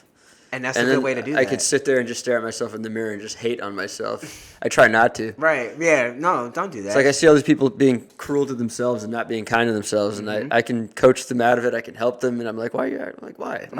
But then I turn around and I don't know how to treat myself well. Start doing that. Start talking nice to yourself. Yeah, in the talk mirror. nice to yourself in the mirror. Absolutely. Maybe do some ecstatic dance. Yeah, that too. Yeah. Well, hold on a second. So when you're running these things, are you able to participate, or is it like you have to work your ass off that night? So when I'm by myself, I'm a person who likes to focus on my work.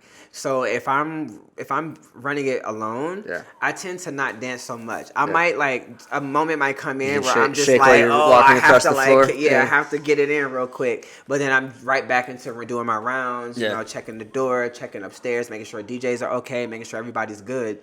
Is that what it is? You're just constantly rotating around, just checking on everything? Yeah, I'm constantly. I mean, I set up the volunteers. So if anybody wants to volunteer for ecstatic dance, you can. It's ecstaticdance.volunteer@gmail. We're always looking for volunteers. I set up all the volunteers. I do the load in. I'm the contact person for all the talent. So the DJs, the dance teachers for the opening, and the sound bath facilitators at the end. And then I'm take care of the door. We have somebody who runs the door, but I just check up on that and take care of the money and stuff like that. And just organize the whole night. I keep the night going. If something comes up, which things have come up, then I gotta be on it. Okay, what are we gonna do? How are we gonna fix this? And make things happen. So. Do you have headsets and walkies or anything, or is it all like? No, I mean we are, like people. So Joey is our sound man, and he has his phone on him. I have my phone on me, so we text. And right, because nobody's allowed to have phones. Right, either, nobody has. So it'd be almost hypocritical if. Yeah, right. So we don't go. I mean, I'm not. My phone will be in my pocket. Yeah. And if I'm on the dance floor, it'll definitely be in my pocket, and I don't bring it out. But once I get off the dance floor, like I'll be on the hallway and I'll check and text, hey, what's going on, this, and that. So we have a line of communication. Do you hire photographers? Videographers? So not videographers, but we actually were just talking about bringing a photo booth to the lounge area because we do a lounge upstairs. The Ecstatic Dance is hosted at the Judson Memorial Church in West Village. And we get the upstairs, which we turn into a huge lounge. So if people don't want to dance, they want to go chill and talk or whatever, they can go up there. That's where Ambrosia Elixirs is. We have massages that go on up there, chakra balancing that goes on. Like, it's a lot. I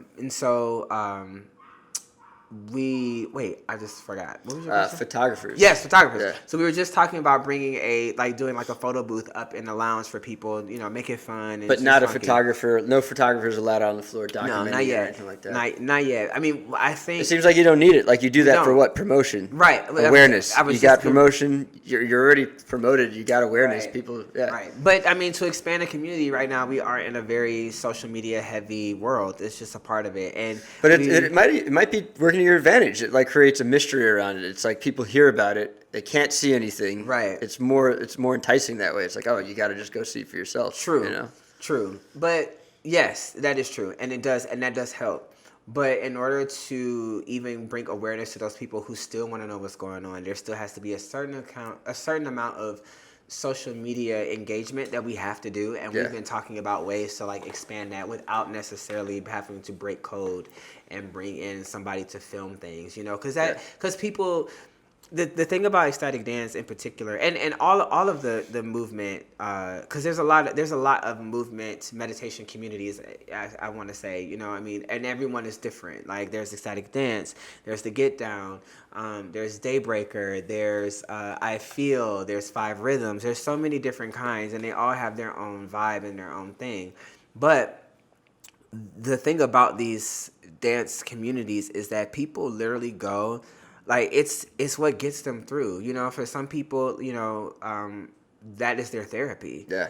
You know what I'm saying? And so nobody wants to be filmed. And if they're having a moment where they just need to like scream, shout, and jump, like, I don't want you to film that and then tag me in it. You know what I mean? No, I mean, I don't even need that explained to me. I get it. I don't even like filming things half the time that I have to film. It's like I do it for money. Yeah. But I wish I wasn't there. I wish everyone's phone camera wasn't out all the time. Like live in the moment. Yeah. And the therapy thing is not to be understated. It's like probably better than actual therapy to dance your ass off. Seriously, there has definitely been some times where I've gone and like, you know, I dance more at the get down because and we'll get to the get down in a second, but I get to dance more at the get down than I do at ecstatic. But there have been moments where I go and I dance and then I'm like, I feel so much better. I like walk out and I'm like on like 35 and I'm like, yes, it's a great day. Tomorrow's gonna be amazing, you know. At the get down is different. Because at the get down you can drink, but you just can't drink on the dance floor. So the venues that they choose, the bar area and the dance floor are separate. And so we normally are at House of Yes, but sometimes we're at 101 Brooklyn. We're going to be at the Good Room next Thursday. And we're going to be in Manhattan soon too. I forget the venue, but that's in May. I forget where we're going to be in Manhattan, but saying all that to say is that like at the get down, I work the door. So I'm one of the greeters at the door. So my shift is like an hour and a half, and then I get to have the rest of the night to myself, which is cool. So I get to like actually like throw down at the get down. Throw down at the get down. Yeah, big time. Yeah. Nice. And that helps. It does help. Like, you know, and two, it's such a amazing community of artists and creatives and like all different kinds of people. I've met some amazing people. I mean, right now, as we speak, you know, and I'm dog sitting for one of the girls I met. Oh, yeah? Yeah, through that community. The dog is at the house. He's doing wonderful. His name is Bo. Sorry, Bo, that you had to stay home today. Yeah, Bo had to stay home today. But my roommate. You could have brought him. I actually got rid of my dog today. Oh, really? If I'd known, yeah, you could have brought him. Well, no, it's okay. My roommates love him. So my roommate was like super excited to like take care of him. She loves him. But yeah, and it's crazy because Nicole, I met her and literally she walked in and I'm like, hey, and she was like, hey, and she gave me a hug and like this is the first time I'm meeting her and I see her dog and I'm like, oh my gosh, it was like a house gathering where we were like just all hanging out and like I was invited. And I'm still new, you know, still meeting people. And so when I got there and the dog is there, and I was like, oh my God, this dog is so cute. And I picked him up and she was like, you want to take him? And I was like, what? And she was like, yeah, I'm going out of town. Like, and I need somebody to watch him. And I'm like, and I'm thinking to myself, like, you trust me. Like, we just met. But because of this community and because of the kind of people that are in this community, you just like, you meet the good people. Yeah, you just. I don't trust anyone with my dog except my parents and like a small handful of close friends. I literally don't trust anybody with my dog. Yeah, and like that moment was a testament to me, to the environment that like I'm in and the people that I've met and like, which is what I like to have because I'm that person. Like I love people and I like having people around and I don't want to have to think about whether or not I can trust you. I just want like come in and be great because we're all great and we're all gonna do our thing and we're gonna get to know each other more over time and I'm not perfect and neither are you and I don't care about that. Let's just be great and like celebrate our like greatness and like there's nothing wrong with that. So that was another like defining moment to me. And then she brought him over. He's been with me for 2 weeks now and we've texted and I've sent her pictures. She comes back tomorrow and it was funny because the other day she was like, I know we just met, but I love you. And I was like, I love you too. You know, like, it's just great. It's just so like, it makes me emotional. I'm like goosebumps. Like, yeah. You're just an amazing person. You're a rare, unique individual. Well, just thank you. So good. It's obvious. Like, I barely know you. I can say that, but I trust you. I feel like you're a great person. Thank you. I don't. Thank you. I don't even know what to say, but thank you. I think it was Ben who introduced us. He said you're.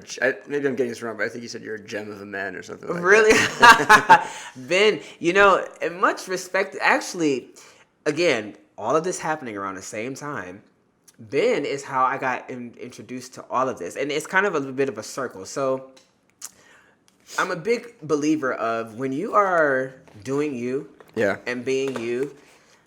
The door's open, and all you need to do is just continue to move forward that way, right? Be receptive and move forward that way. That's it. Just be 100% yourself, and things will be what they need to be.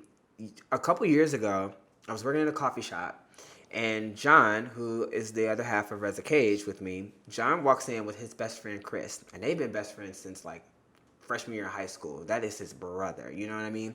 And John was holding an analog synth, and Chris had on a Michael Jackson sweatshirt. And I'm at the coffee shop, and I'm serving, and I'm looking at them, and I'm thinking, and I said to myself, and I always tell this story because I'm like, my world opened up because of this very moment. I looked at them, and I said to myself, all right, you need to speak to them. Like, you don't need to be afraid. You need to just go up to them, tell them you're a singer. Like, look, he's holding a synth. He got on a Michael Jackson. There's no way that you must talk to these people. So I literally just walked over to them. I said, hi. I was like, okay, who are you? Because you've got on this sweatshirt. You've got the synth. And they started laughing. And I was like, my name is Deshawn. I'm a singer. Da, da, da. And I was like, I know everybody in New York. And I had just moved here, too. I think I had been in New York maybe like a year at this point. And I was like, you know, I know everybody in New York is a singer and artist, but, like, I'm for real about my shit. Like, here's my SoundCloud. Like, you know, da, da, da, da. And they were like, okay, cool. And I'm like, and John was like, well, we got a studio, like, right around the corner, this and that. I was like, great. Like, definitely. Here's all my information. Hit me up. They hit me up 20 minutes later after they left. And we've been friends ever since. And I met Ben through John because they're friends. And met Ben, beautiful, amazing spirit. Like, he's wonderful. And this summer, while I was going through this whole change and like a lot of stuff was just going on and I was like really feeling really lost, which is around the same time that the play was birthed and all of this was happening, I hit Ben up, and Ben does Reiki. And I asked him, I said, would you do Reiki for me? And he was like, absolutely. I was like, I'm really going through a lot of things and I just really need like something. And he was like, absolutely. He ended up doing the Reiki at Cole's house. And that's when I met Cole. And that's how I got to Ecstatic Dance. And, like, it's just been, like, a circle of, like, and that's how I met you. You know what I mean? Like, what could I say? I mean, that's the way it works. But I've had a year, just the last year, I feel like it's happening at it's, I don't know if it's because of what I'm doing or it's just chance, but I feel like it's accelerating and I just keep like hopping from person to person to person. Yep. And it's not like I'm leaving anyone behind. It just feels like my community is growing and it's good. You described exactly how I feel. Yeah. I'm not leaving. I haven't left anyone behind, but I definitely feel my community is like growing and it's a beautiful thing and I celebrate that, you know, and I make time for everybody. Like, you know, I have friends hit me up, what you doing? Yes, come over. What are we doing? We're going to go here tonight. Okay, cool. Like I have a schedule. Like, well, you want to hang out tonight? Well, I can't because I got to hang out with this person and da-da-da-da because like, you know, I want to be like, you know, with everyone and celebrate everyone and we all celebrate each other. You know what I mean? But yeah, it's the same way. Like I feel like my community is just doing like this and I'm like, wow, like, this is what I've been looking for, you know what I'm saying? Like, I've lived in so many different places, you know. I grew up in Cleveland, Ohio. I left Cleveland at 18. I moved to Chicago, and then I moved to Detroit, and I moved to Boston. I moved to Atlanta, and then I moved to New York. Like, I've always been... Wow, and spending how many years was that? Let's see. If I'm 35, I moved to New York when I was 29. So from 18 to 29, I lived in all those different places. And, you know, I've always a decade of a ton of moving. Yeah, and I've just always been like, you know, a traveler. You know what I mean? Did you say you switched high schools and middle schools a lot too? Mm-hmm. Yeah. But that was all within Cleveland. Right, that was all within Cleveland. Yeah. So I went to. Let's see. I'm gonna do this. I'm actually gonna do this. All right. So kindergarten, I went to Emile B. DeZoze. First grade, I went to Douglas MacArthur, and then we switched. We moved, and then I went to Oxford Elementary. From 1st to 5th, I was at Oxford. 6th grade, I went to Monticello Middle School. 7th grade, I went to Alexander Hamilton. 8th grade, I went to Margaret Spellacy. And then I transferred to Cleveland School of the Arts. And then I was in Cleveland School of the Arts for the 9th grade. Also, 10th grade is when I went to Villa Angela St. Joseph. And then that's where I graduated from. So you went to art school for a minute, yes. But then you weren't able to continue it, and you went back to regular school after that. Yeah, that's when I was outed, and again, you know, young religious parents, me being gay, they equated to the art school. And so once they found that out, they took me out and sent me to Villa Angela St. Joseph You think High they thought the school was making you gay? They definitely thought the school was a big influence on that. Yeah. Absolutely. Because I won't say it was an influence at all, but it was definitely the first time I was exposed to people who were more like me. Right. Yeah, I mean, like, absolutely. And honestly, like, to be honest, there was only one person that I know of at the time who was out and visibly out, and everybody knew it, and everybody like respected him. Like, there was nothing, but a community of, like, it was an art school, so there was a lot going on, and I ended up coming out. Actually, I was exposed. I wasn't even like, I didn't even officially like make a statement. It's a sad love story, but my first love, my first male love, Ramon, who I also named, the father in Am I Blue is named Ramon after my first male love. We were caught by our custodian. Oh shit. Yes. And we were just kissing in the hallway, and we were caught. And he told one of our teachers, and our teachers told our parents. And then I was switched to Villa Angela St. Joseph. Damn. Yeah. But Ramon and I are still very close. Like, we talk all the time. Like, that's very. That's sad. That's sad, but not like.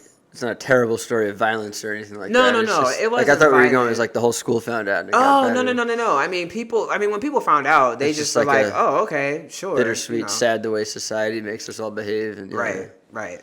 Yeah, no, it wasn't a big thing at all. I honestly, I think the biggest thing for me at that time was, because that happened, my life changed drastically.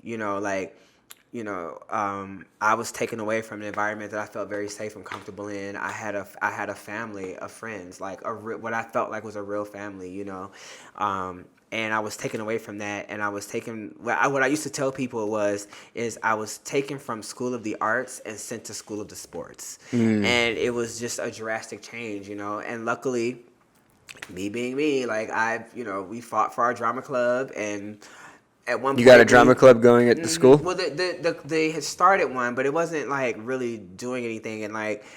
Me and a couple friends, like, we were the first. We did a play. My first year there, we did a play, and it was really successful. And after that, our theater teacher left, and we didn't have anyone. And so I remember like going to the principal and being like, "We need this drama club. Like, can we, have a meeting?" And she was like, "Well, you need to have like a facilitator." So I went to one of the teachers and I asked if we could just host our meeting in his room, and he said yes. And we had a meeting, like, okay, this is what we're gonna do. And then one of the girls, her mom got involved, and she became our overseer, and she brought in an assistant director. And then like that year, we worked really, really hard, did fundraisers. We did another play. And then the next year, my senior year, at this point, the principal hired an official drama teacher. Nice. And so funny how these memories come back, because I remember the first day of school when they announced, like, this is our teacher, Miss Farmery, this, and that. And the principal came to me and she says, "Are you happy?"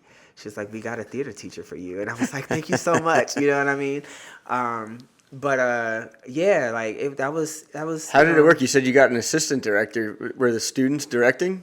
Were the student directed plays? We just had to bring in like a someone from the outside. So not. And when I mean assistant, I meant more so like an assistant to the facilitator, because he was directing it, but he wasn't a part of the school. But they brought him in for us. Okay. So which was really, really awesome, because I don't think I would have survived St. Joe's without that outlet at all. And you know what's crazy? It's so funny we're talking about this too, because a couple weeks ago, so real quick, after that, my senior year, a new theater teacher, and then our English teacher was also in the part of theater. That was the theater coach who gave me the story.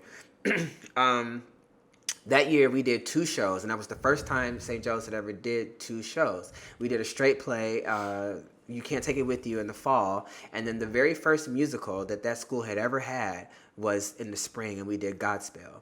And when I tell you we had to fight for that, like the work that went into putting that together, like we had to do it all, but we did it. I don't know Godspell. Godspell came out in like 1970 something. It's like it was around the same time. There was like this renaissance in musicals, where the format of musical was changing, and the music was a little bit more geared towards popular music. And that was around like Jesus Christ Superstar and like the Andrew Lloyd Webber time, and Godspell was like birthed amongst that time. It was a really, really cool show. And I was Jesus in Godspell. Nice. And yeah, and that was our first musical, and I just remember that like so well. But I was also so ready to get out of St. Joe's. It was like, yes, get me out of here, great, I'm gone. But a couple weeks ago, I got a letter on Facebook from this guy who was having a VASJ all class reunion, and I'm like, what? And I read it, and come to find out, like since we left, the school has like a fully flourishing drama department that like they do 2 shows a year, and they get all this like press, and they have like an alumni dinner come, so all the old drama club, because all the old drama club members can come and support. And we had built in our theater, like we had a space that we called Oz, which was up in the top of the stage. It was like the costume room, but outside the costume room was like an open space. And so the girl's mom who was helping us, she brought in couches, and like we painted up there, and like we wrote like, this is Oz, this is our home, and like our names are all over. It was a whole thing. Come to find out, that place is still like, they are still like, we've got our Oz, like Oz is a thing. And I was awesome. Just so moved by that, because I'm like, we started that, and we like, I had no idea. Did you cry? I would have cried over that. I got really emotional. I didn't like shed a whole tear, but I definitely was like overwhelmed with like a lot of like, wow. And I felt so bad because by the time they sent me the letter, the alumni meeting was happening. It was April 13th, and they had just told me like a week earlier. He thought I was in Cleveland, and I was like, no, I live in New York. I'm not going to be able to make it. But boy, did that like really bless, like that really, to see that and to know that like I am now 36, well, going on 36, and that was 2001, so this is 2019, so 18 years ago. And to think 18 generations have been able to like experience an outlet, you know, like you'll have to go someday. Oh, Do I you still have family in Cleveland, Ohio? Oh yes, my whole family's in Cleveland. Yeah, Like, so you'll go home someday, and hopefully catch a Well, play. I mean, you know, I hoped after the success of Am I Blue, like I would love to go back and like do something with the school. That would be really, really awesome. Just go back and like do Am I Blue there. Yeah. Oh, it's a Catholic school. They wouldn't let us do Am I Blue there, absolutely. But I would love to go back and like do a workshop. Isn't or that worth like that. pushing to try? That would be great. That would be great. I would love that. Or maybe it cause too much of a stir, huh? Right. That definitely would cause some problems. But you know, it's wild too. The play is so I don't want to say innocuous, but it's not like we said, it's not sexual. No. There's no crazy inappropriate stuff. There's not even really violence in it. You just hear the story of the uncle, or shit. You just hear the story of the genie being the fairy godfather being, beaten to death. Yeah. But it's not. There's nothing graphic in it, and it's really just people's. The only thing that's going to be shocking is it's just going to reveal the fact that people have these biases. That's the only thing that's shocking about this play, right? That's true. I mean, but there's some questionable dialogue. I mean, when is there? Yeah, maybe I'm not remembering clearly. Well, maybe it takes a lot to shock me. No, right. I mean, yeah, true. But we do live in New York, so it does a lot. But no, like, I mean, there's when Vince is explaining about his the reason why he feels confused about his sexuality is because he had a wet dream about a threesome with a guy and a girl. True. That's not gonna fly at that school. But I mean, I guess maybe there's a way. Who knows? Don't change it. Don't change it. That would definitely change. But even if I didn't do Am I Blue, like to do a theater workshop back at the school would be really awesome. I was just so moved by that. It's really cool. So yeah. That's great. Yeah. That's great. Yeah. Wow. Yeah, you're moving through the world and you're making great things happen. Oh, it's gonna thank you. It's gonna affect other people. I hope so. What do you call them? Ripples? Yeah, ripple effect. Yeah, I hope so. I mean, that's the goal. I just, there's a story circulating now about a young kid who was 15 or 14.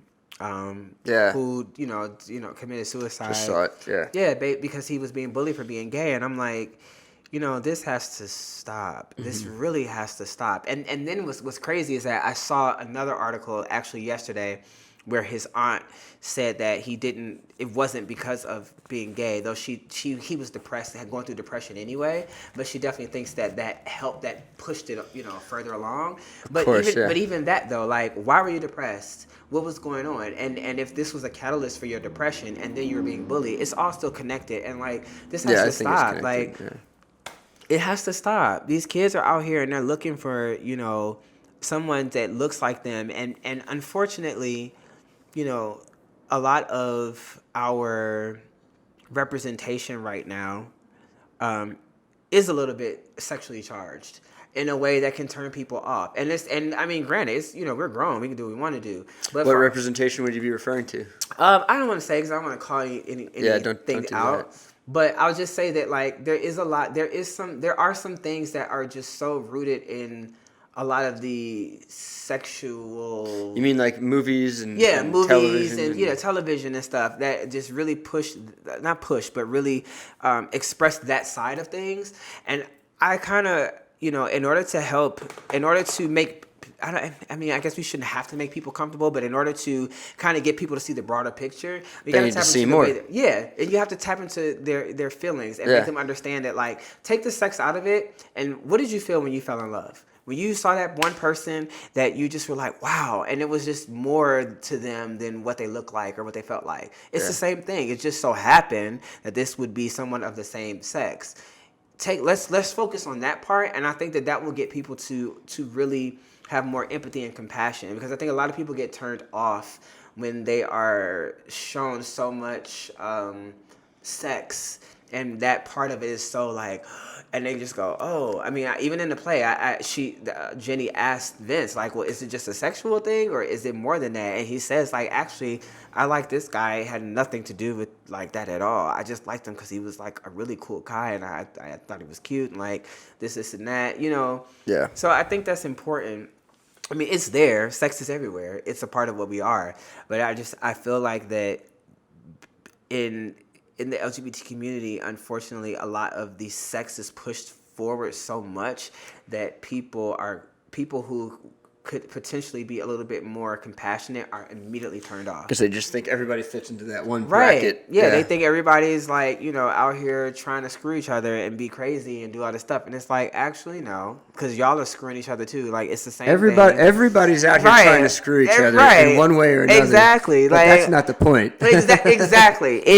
Bingo. That's not the point. Like, it's so much more. It's so much more complex than that. You know what I mean? And then you have to deal with the whole, like, what you have to go through as a person to accept yourself and how you feel and what you gravitate to. Like, there's so many layers, and like, it's like I get so frustrated sometimes. So. Well, that's where we write plays and make movies. And there you stuff. go. Right. Yeah. It is layered. Life is very complicated. Yeah. And I keep running into. I'm just I always run into kids. I work with musicians and stuff, and they'll always. Artists in general, young people in general, will always say, like, I'm going through a crisis right now. When does it end? Right. My response is never. It doesn't end. Like, and I think kids are usually headstrong and they like to pretend like they got shit figured out. But the reality of it is most adults you talk to them and they're like, they know that they don't have anything figured out and that they don't have control over anything. Right. Absolutely. And you look at most adults and they're pretty resigned to their wherever their existence has taken them. It's like whatever. Yeah. But yeah, kids tend to be a little more headstrong. But we live in a repressed society, repressed society. Yeah, right. That's facts. Yeah, and for what? I mean, part of the problem that it can't. Like, we could just beat it right now. I feel like if it wasn't for the leadership in the country, doing the opposite, right? True. As we know, they deliberately try to divide us because that's how they gain power. They can make more money that way. They can create wars and cause divides and create industries that don't need to exist. Right. Like this border bullshit. Right. Yeah. Like, and it makes no sense whatsoever. It just makes no sense. And like, if we came together, like, okay, somebody had to come together to create the way we live now. You know what I mean? Like, these apartment buildings and skyscrapers and like we're flying and all this stuff that we're doing. people have to come together to make that happen. And then we had to have some people who were completely radical. And you know what I'm saying? To stir things up and go, I'm not doing that. Actually, I'm going to do this. Everything around us has been designed. Yeah, right? Everything. It sounds like you can get into conspiracy talk real quick. Yeah. And you have to be careful because you Right. sound like a lunatic. But literally everything has been designed, including our social structures. Absolutely. Yeah. No, it's not even a conspiracy. It just, it's a truth that is such a hard truth that I don't think a lot of people are ready to digest that truth, that everything around us has been designed by someone else, and we're just following suit. We live in square boxes because somebody decided this was the best design, and it's been that way ever since. We fly now because somebody said, like, we're gonna fly, and at first they weren't feeling that. We all know the story of the Wright brothers. You know what I'm saying? And yeah, you were going somewhere along like the radical lines. That shit was radical. Yeah, yeah, you know what I'm saying? Like radical. Like, what do you mean humans can fly? What? And now look, that's our main source of like transportation. Literally like, everybody can go around the globe. Yeah.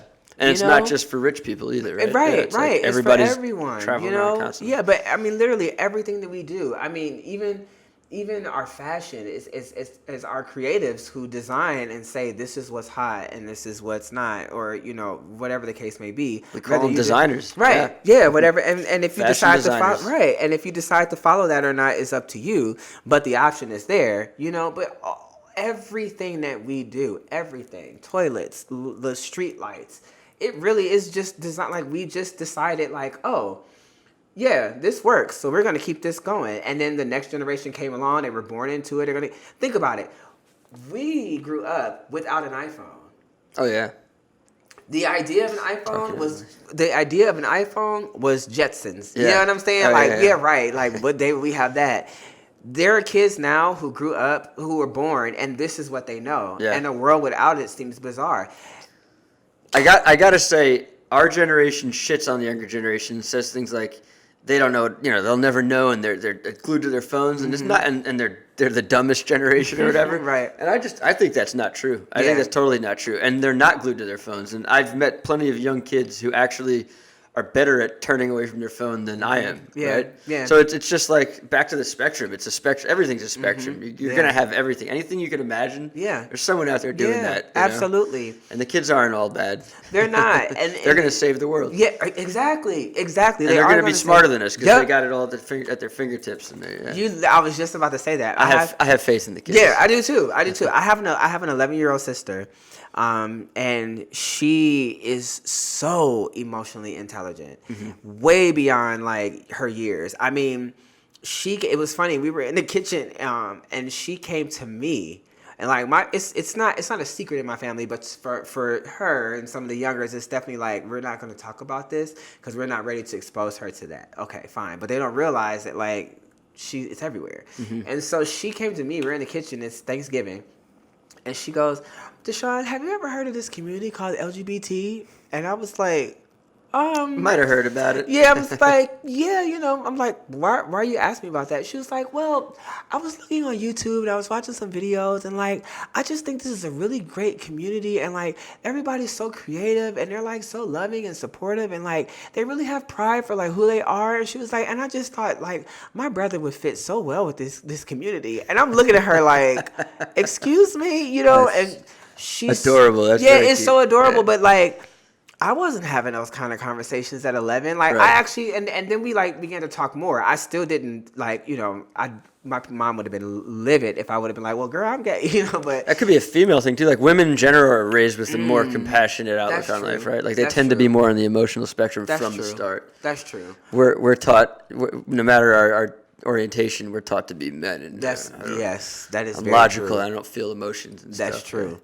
That's so true. But yeah, it was really interesting to like continue to talk to her. And then she told me she watched some other stuff about people who were born different, and like she asked me, you know, what were my thoughts on people who were transgender, and I'm like, she's 11. That's so cute. That's Yeah, adorable. she's 11. But this is the conversation that she wanted to pull me aside in the kitchen and talk to me privately about. Yeah. So emotionally intelligent, and Yeah. I think because of, you know, yeah, we pick on them about their phones and stuff like that, and they're living in a very digital world, but because of the exposure to all these different kinds of people and all these different ways of thinking, and they're able to process their own thoughts, I think that the next generation of like what we're looking for right now is what they have. They're just not in control right now, you know, and they're kids. And so, you know, it's the same thing when you think about where we are right now and even though things are not what they should be in comparison to what they were.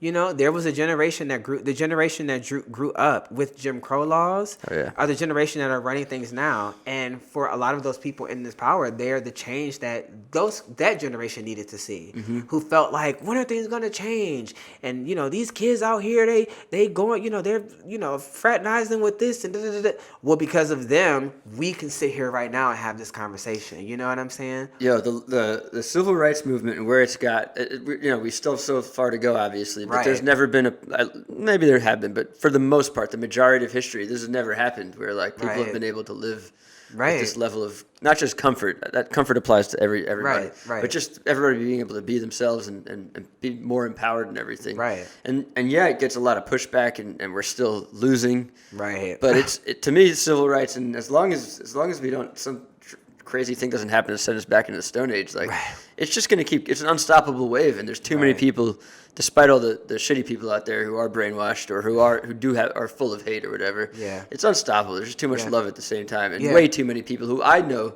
used to be more repressed and hateful. Even they're like more loving now than they used to be. Yeah, it's happening. Everybody's softening up. Yeah, the change for the is better. Happening. Yeah, for the better. The change is happening. It's funny. I remember someone years ago. This is actually from church, and I never forgot it because I thought it was funny. And he said, if we were all the same, if we were all the same color, then we would just fight about who's taller and who's shorter, and and that would be the new like separation.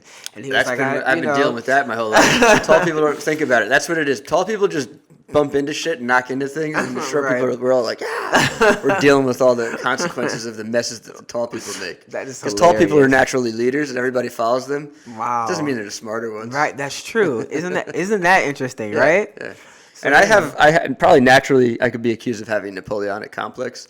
I don't think I do that. I don't think I want to lead anybody just because I want to make films. I have to lead. Right. I'll say it though. I'm smarter than most people around me. Definitely the taller people. Yeah. I mean, I feel that. Like, I don't care. Like, tall, short, pink, purple, blue, green. I don't care. Right. Like, right. I see past all of those things. You know, if I vibe with a person, I vibe with them. Yeah. I don't care what they are, and I don't understand why that is such a hard concept for people. Like. Yeah, I mean we're lucky. We are living in make fun of Brooklyn, hipster Brooklyn all you want, and all the funny things that happen here. We're lucky to be living here because it is all about vibes. You go anywhere, right? And it's very rare these days where you find like bar fights happening. Not that there's not like a romantic quality to like go to a bar, get in a bar fight. I kind of like that too, but like you don't want it. You go out, you want to like vibe with it. I want to make friends. I want to make new friends and hear who does what. And, it's interesting. Learn something new. Yeah, it's so interesting. Like. Life is too boring to be going to the same thing all the time. Like, learn something new, goddammit. Yes, absolutely. I went to my first metal show. Yeah? Yeah, not too long ago. How was it? I'm about to tell you. Mosh pit? Yo, I knew those things happened, but I didn't understand to the depth of the aggression that they got. Like, I was just like... There's a whole spectrum with those, too. Like, there's really nasty ones where they're like actually scary. But then some of it, it's just a thing. It's like a form of dance in a way. Yeah, well, I wasn't aware. So, like, the ecstatic dance community, one of our drummers, he is in a metal band. Right. And he's such a great guy. And he invited me to his show. And I'm like, I take that back. I went to a metal show in Atlanta, but it was a black metal band, and they were doing metal and like neo soul fusion. So it's very different. Do you remember who they were? I don't remember who they were, and I wish I did, because the music, like that actually was the first time I was like watching them play, and I'm like, yo, metal is actually not easy to play. Like the drummer. There's speed. There's so many different kinds of metal. So hold on, there's some that's easy, but speed metal is crazy. Yo, it's complex. There are harmonies involved. Yes. There's melodies and harmonies. Yeah. I heard. To this day, I still want my dad to get into some of this because, really? Like, out of all the music I was listening to, he definitely couldn't never get listened into to it. that. But some of it's political too. Yeah, like, there's all kinds of interesting elements. It's definitely it's not something that I would like. I would not sit home and put on a metal record and just listen to it. But like You say that, but I say this to all people when it comes to music. You gotta give every song 5 listens. Yes. And then it creates new neurological, like it changes the neurons in your head, new passageways, and then it grows on you. You could be listening to death metal yet. You're right. Well, I mean, I wouldn't force it on you. Right. No, but I'll tell you. So like that band, I wish I did remember them, but that was the first time I like saw metal, and also hearing it live changed my perspective on it completely different, because I was seeing and hearing all these dynamics, and I was like, wow, this is like cool. But there was no mosh pit. It was it was a totally different thing. Yeah, there's all kinds of shows out there. Yeah. So when AJ invited me to his show, I was like, yeah, I'll go. I was like, I've never, I was like, this is like a hardcore, like in the back of the club, like metal show. And I'm like, all right, cool. So I show up, I'm like, got on beads and things. Everybody's in all black. And I'm like, sorry, like whatever. And the show starts, and like people, like one dude ran and jumped, and like another one jumped at the same time. And they were just like fighting. And I'm like, well, not fighting, but moshing. And I was like, whoa. And then like one other person came, and before I knew it, it was so intimidating, because it was like, it's about to be like 7 or 8 of them that were just going hard in the back of this club. And I'm trying to back away from everything, and I'm like standing by the merch table like, okay, relax. Like, I don't want to get hit, but like, this is intense. Like, but I'd be back there with you. Yeah, right. But I understood it though, because like for them, that was their, like, the same way I go to ecstatic dance and my version of Wildin' Out, that's their version of Wildin' Out. Definitely, and I get it, and I respect that. I respect this so much. Yeah. And then there was this one guy, much respect to this dude. He walks into the mosh pit, stands there, crosses his arms, and does not move. He just stands in the middle while everybody's fighting and everybody's like bumping into him, knocking into him, and he's not. Did he have a leather jacket on moving. and long hair? No. He was a black guy. It was a black guy. Yeah, he just stood there like just. But he was big. Yeah. I mean, he was like a little bit bigger than me, but like just total like.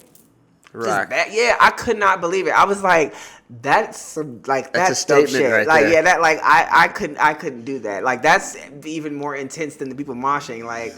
It's an animal expression, like just moving your brute strength around, or just saying, I'm so brutish, I don't even need to do that. No one's gonna fuck with me. In the middle of it all, so much respect, and like, since then I definitely. It's funny. I was at AJ's house, and he was playing his band's record, and take this moment to shout out his guitarist who recently passed away. Rest in peace to him. But Christopher Walking on Sunshine is the name of his band, and they just released their newest EP. And we were at the house and we were listening to their new EP, and this was another experience of hearing this differently, because I'm listening to AJ, because AJ sings lead, and I'm listening to AJ, and as a vocalist, I know that metal is hard, like on the like you got to know what you're doing, and I'm hearing all these different dynamics and all these like inflections that AJ's is doing, and all these pitches and stuff, and I looked at him and I was like, dude, like this is sick. I'm like, do you know how difficult it is to switch your register like this? And then you're giving me like harsh, like this is intense, and he was doing this in one take, like. Incredible. Yeah, no, it's super intense, because they're like kind of screaming, but they're singing. Yeah, respect. Respect. To this day, I can sing. I can't sing along to some of my favorite songs that I grew up listening to. Yeah. Respect. Like, it takes a special voice to do it. Yeah, that was a definite like. And then you talk to AJ, and he's just like, "Yeah, what's up? Yeah, man, how you doing?" And you're like. Who was that? Like, it's amazing that their voice isn't like blown out. Like, how did they not do that? Yeah, I don't know. But AJ goes hard, and it was again another moment of like, wow, like this. Hold on a second. That was a somber introduction to the band because of the bass player, but I kind of want to laugh at the name of the band, Christopher Walking on Sunshine. Isn't it great? That's so great. Yeah. Like when I think that's such an awesome like name, Christopher Walking on Sunshine. Isn't that great? I was like, come on, like yeah, that's so great. That's funny. Yeah, but yeah, it was definitely mad respect. I and again, that being in Brooklyn, meeting people, I would have never even encountered someone who was more, like who was like AJ, and we would have had like a dialogue and been able to hang out. But like, I love AJ. Like when I see AJ, I am like hyped to see him. Like, where's my hug? In fact, like. his birthday just passed, and I'm like been bugging him because I'm like, I got you a gift. Like, when am I gonna see you? And like we've been like picking at each other about it, but like that's what I'm talking about. Like, we come from two completely different worlds. Yeah, no, but it's the same. You know what I'm It's the saying? same. But we're the Yeah, same, and like metal people who are really into it, their energy level's way up. Yeah. And they might seem like they're all hard and they like to hang out in graveyards and shit, but they're actually like ridiculously fun, uplifting people. Yeah. Not all of them, but a lot of them that I find. Yeah, you know, that's what I'm talking, like that kind of stuff. And I'm like, people close themselves off from things, and it's like you have no idea what you're missing, and you have no idea how this person can impact your life in a way that you would never expect. Yeah. But because you're so closed off, because they're different, you miss everything. Yeah. You know what I'm saying? That's so stupid to me. Like, for what? Yeah.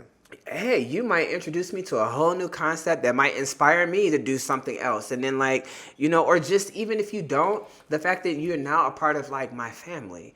And you know, like I don't. I know I'm in a privileged position, not just as an artist, but as a filmmaker and a guy who shoots video. Like, I get to just go everywhere. Yeah. And you know, you too, you as just who you are, you have an open mind, and you work with a lot of people, and you just get to go everywhere. But I also I see it from other people's point of view. It's like you go to these events, and it's insecurity. You go there, and you suddenly feel like people are looking at you, and you know, people have two responses to that: they go inward and hide or shriek away, or they aggressively say fuck all these people. I don't like them. You know? But that's just like a natural response to just feeling insecure, really, to me. So it's like, you do have to just take a breath, look in the mirror. Yep, there you go. Say, you know, nobody hates me, and you know, if somebody's fucking with you, it's not because. You know, we know this. They're projecting. They don't know anything about you. Exactly. You know, it has nothing to do with you. It has to do with them and their insecurity. So Exactly. And that's why, you know, you got to look at that man in the mirror, really. like you just said. Seriously, you have to deal with your own shit. Yeah. You have to deal with your own shit. Because if you do not deal with your own shit, you will walk around this world and you will project your shit on everyone else, and you'll make everyone else miserable. And that's why we have all this craziness. Yeah. You deal with yourself and deal with your, like, if I feel insecure, the first question I ask myself is, what is triggering me right now? Why do I feel insecure? And if I got to walk outside for a minute or walk away and start like really going like through, and I like rapidly go through my brain, like, okay, I feel like this because of this. Well, what are you embarrassed about? Well, I'm embarrassed because like I have on this outfit. Well, what about this outfit makes you feel embarrassed? Well, I think it's too feminine. Okay, so the problem is that you're feeling insecure because you're feminine. Well, do you really give a fuck? No. Are you feminine? A little bit. Yeah. Okay. Do you accept that? Yes. Okay. So then why are you bothered? All right. I'm going back inside now. I'll talk about something that bothers me when I go out. Like, I mean, I have just insecurity, right? General insecurity. I don't feel like people are louder and have more fun than me. I'm kind of a monotone dude. I have a sarcastic sense of humor, and I thrive one-on-one cracking jokes, right? Yeah. But at parties, like, I like to dance, and I can dance. I'm a white dude with some rhythm and shit, but I'm pretty shy, and I usually don't, and I back away. But more than any of that, right? Like, all that's natural, by the way. I want to say it's natural. If you feel insecure in those moments, like, don't take it out on people, right? Yeah. But what I want to say is, like, an off night would be like, you know, I'm attracted to someone and it's not going well, and then I'm feeling like hurt, you know. But again, it's like, go outside, take a deep breath, or even just go home. Like, people taking aggressions out on other people, like passive aggressive aggressions out. I always think it's because of something else. Like, something else is happening, and now you're taking it out on other people, and that's just not right. You know, don't do that. Right. It's hard though. I can acknowledge like it's hard not to sometimes. It is hard, but you just gotta check yourself. But you said something interesting too, because you said like you'll be attracted to someone and then they're not into it, and even that, or they're just flirting with everybody. I'm trying to adopt this whole polyamorous lifestyle thing because I'm newly single and everything. Yes, brother. Yeah. But yo, I'm so about the like. I'm fucking so hard. About that. I mean, it's easy. It's easy for me to go around and just screw who I want to screw. But when someone I'm like in love with screwing people, I got to admit, the jealousy level, I can't deal with it. But okay, so let's talk about polyamory for a minute. Let's talk about it, because again, that's something else that's not for everybody. Yeah. But I do feel that like some people, you just connect with multiple people, and I think that like, okay, if I'm in a relationship with one person, and you know we're both social people, so we're gonna connect and vibe. I'm not gonna put a block on you from like connecting with other people and vibing. The only requirement that I feel like is really important with polyamorous relationships is communication. Right. That's Like, always the number one word that comes out. Yeah. You have to communicate Out with and it. like defining things. Yeah, you have it to actually communicate. It's not wide open. You'll just fuck whoever you want. No, it's Right. about like you talk about.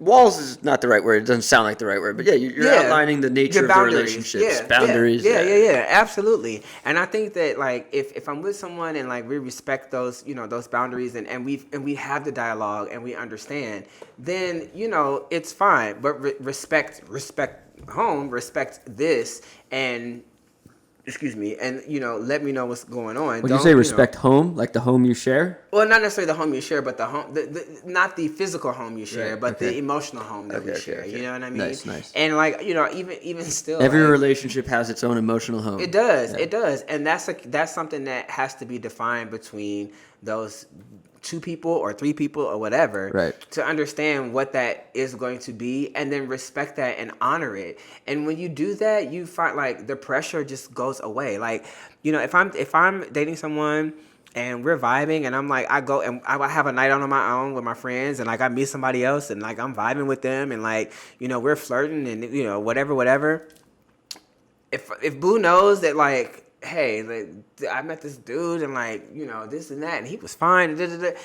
Oh, word, tell me more about it. Cause to be honest, like that's what I want. Like if my dude or girl, cause I'm not opposed to that either, like goes out and meet somebody, like come home and tell me all about it. Call me, like text me, like, oh my God, I just met like In fact, it's funny. You're doing all right with it then. You're telling me. You're it's funny. It's funny how like little things like click and I go like, wow, this has been around forever in my own life. So my first female love, her name is Taryn, and I named the mother in the play after her as well. Nice. You have to respect the both of them.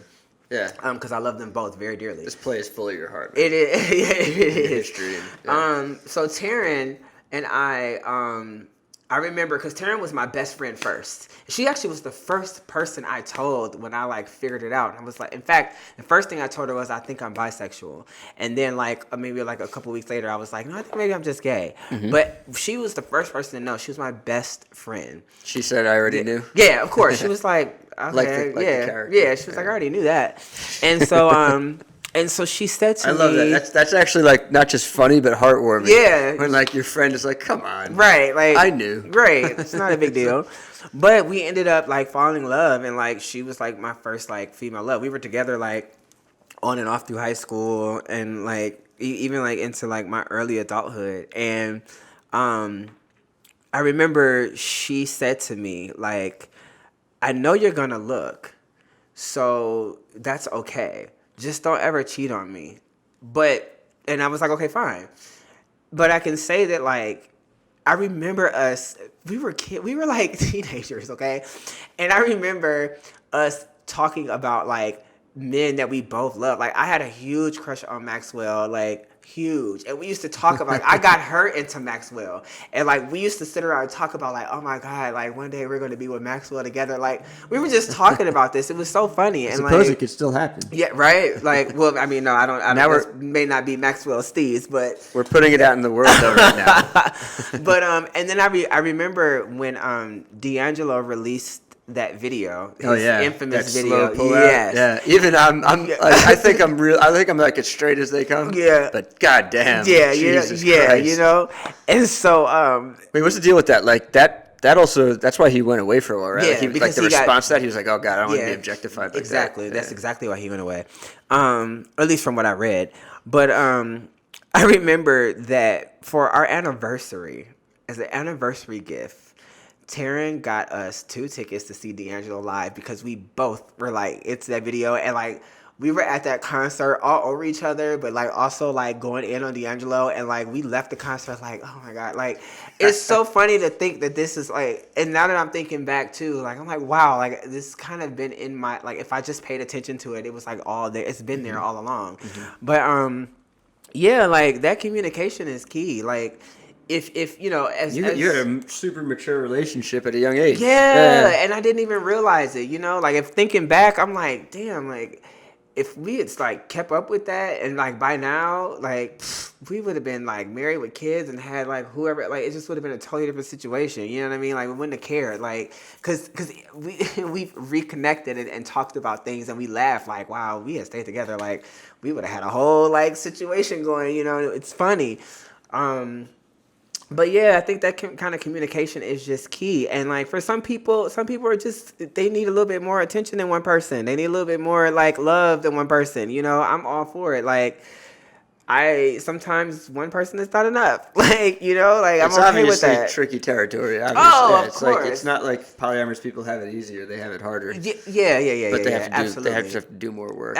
Yeah, you definitely have to do more work. But I mean, I say the more the merrier. Like, you know, especially if we all live together. What?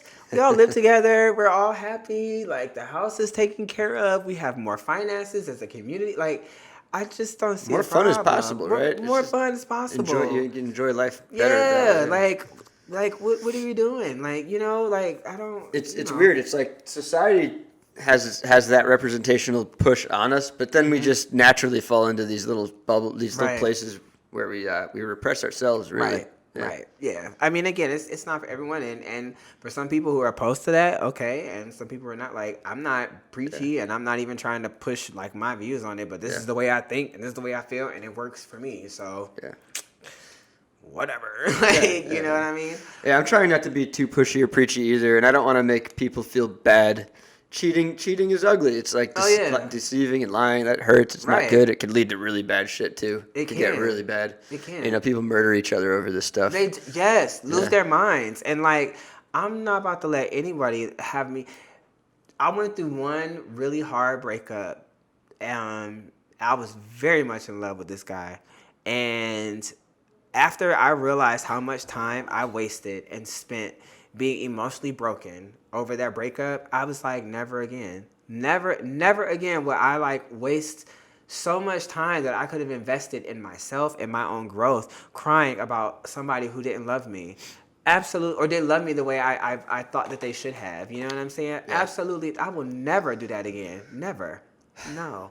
And I'm working on being vulnerable. I can't say the same thing about myself. I mean, if that was to happen, you're just talking. I mean, you're heartbreak is unavoidable. I feel like it comes like, you know, like years will go by, and is that even what you're talking about? It's like years will go by and you'll be fine. I'll be like really in control of my life, my emotions. Yes. But then just someone comes in and it's like done again. I mean, and it's not meant to be, and I'm the one who gets hurt. It's just, it happens. It does happen. You really can't control it. Just like everything we're talking about is kind of like you tap into the stream, right? And like that's what it is. It's true. You're right. It does happen. It does happen. But you have the healthiest outlook and the best way to recover from it, essentially. I just, how can I say this? Like, I'm vulnerable. Yeah. And I know that I can be extremely vulnerable. And like when I'm in, darling, I'm in. Like, you will turn me into Susie Homemaker real fast. Like, come home, laundry is done, dinner's ready.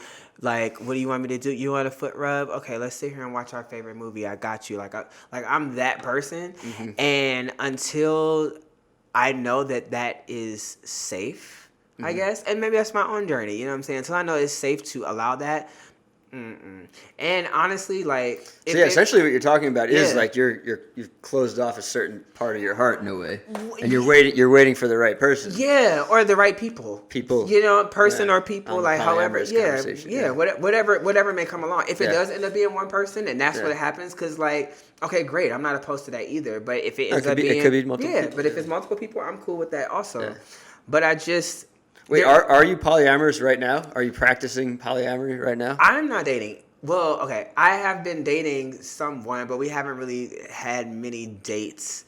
But I'm not actively like in a relationship or even looking to date anyone. I'm so on a journey right now, like with myself, that I need the space to have that. And I guess it's kind of cool that the person that I have been like going on a couple dates with, we've had like a lot of time apart, because it's really allowed me to just continue to focus and do my thing. Yeah. When the time comes and I'm ready to date, like, I'm open to whatever happens. Like, I'm really not. To be very quite blunt and frank, like, one of my greatest like fantasies is to be with a guy and a girl. at the same time. Yes, and we're all in on it, and we're all like, it's all great, and like everybody's buy, try, whatever you want, like. D'Angelo, if you're listening out there, you already have your exes probably ready. Yeah, like that's definitely like my own personal, like that just seems like wonderful. Like that for me, I think that probably would be the ultimate freedom, the ultimate like emotional and sexual freedom for me. So here's a corny question, but I gotta ask it. Yeah. What shade of blue are you then? Ooh, what shade of blue am I? I would be I'm like right. Let's see. I'm gonna give a percent. I'm like 60-40. Is that how you view the blue in the book? It's like not so much shades or not hues. It's like just the shade percentage. Yeah, it's like a percentage. Yeah. I mean, it's because once you start letting other colors in, then then it's just lost. Right, and a lot of times, as a person who you do art, so you know the names of all the different shades of blue. No, it would get too messy. It's good. Yeah, people wouldn't understand. Yeah, you can't let other colors in. Right. So I kind of give it a spectrum. And I would say I'm like 60-40. And the only reason why I would say I'm 60-40 is that I'm just the only woman the only woman I've ever been with was Taryn. That's pretty close to the center though. Yeah. Yeah, it is. Because, and I think honestly, like, okay, I have a very interesting journey with women because I'm very attracted to women and I admire women in so many different ways, and the beauty and like, just the like elegance and the courage and the strength, but at the same time, like I'm also intimidated sometimes by women where I'm like, I can't touch you. Like I will do whatever you want me to do. Women are way harder to deal with than men. I'm so into it's like I will do whatever you want me to do, but I just can't. Like I won't touch you. Like I would bathe you. Like I will like massage you down, but I'm not having sex with you. Like I get like this like freak out, and What do you think it is?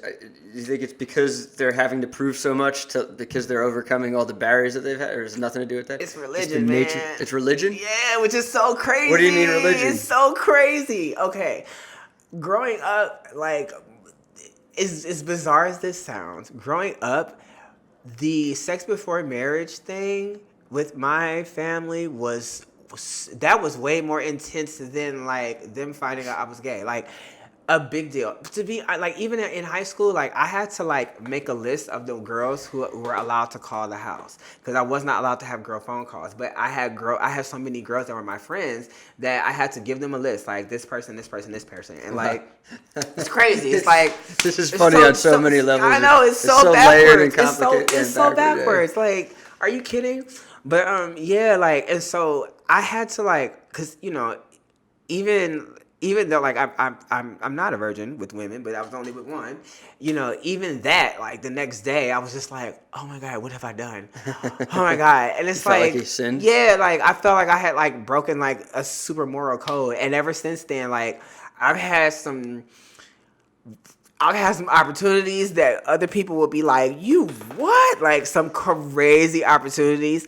And I definitely would be like, no, I'm good. Because there's just like this like block. It's like a mental block that won't even allow me to go there. Recently, that block has been fading because there's been a couple situations I've been exposed to that have definitely been like, if we, in another 10 minutes, this might go down, like, right now. And it didn't, but there's been some, like, that door is slowly, like, coming off, especially in my own journey as I explore more of my own, like, bisexuality and, like, my own fluidity and where I fall, and really allowing myself to embrace that instead of being afraid of it for whatever stupid reason.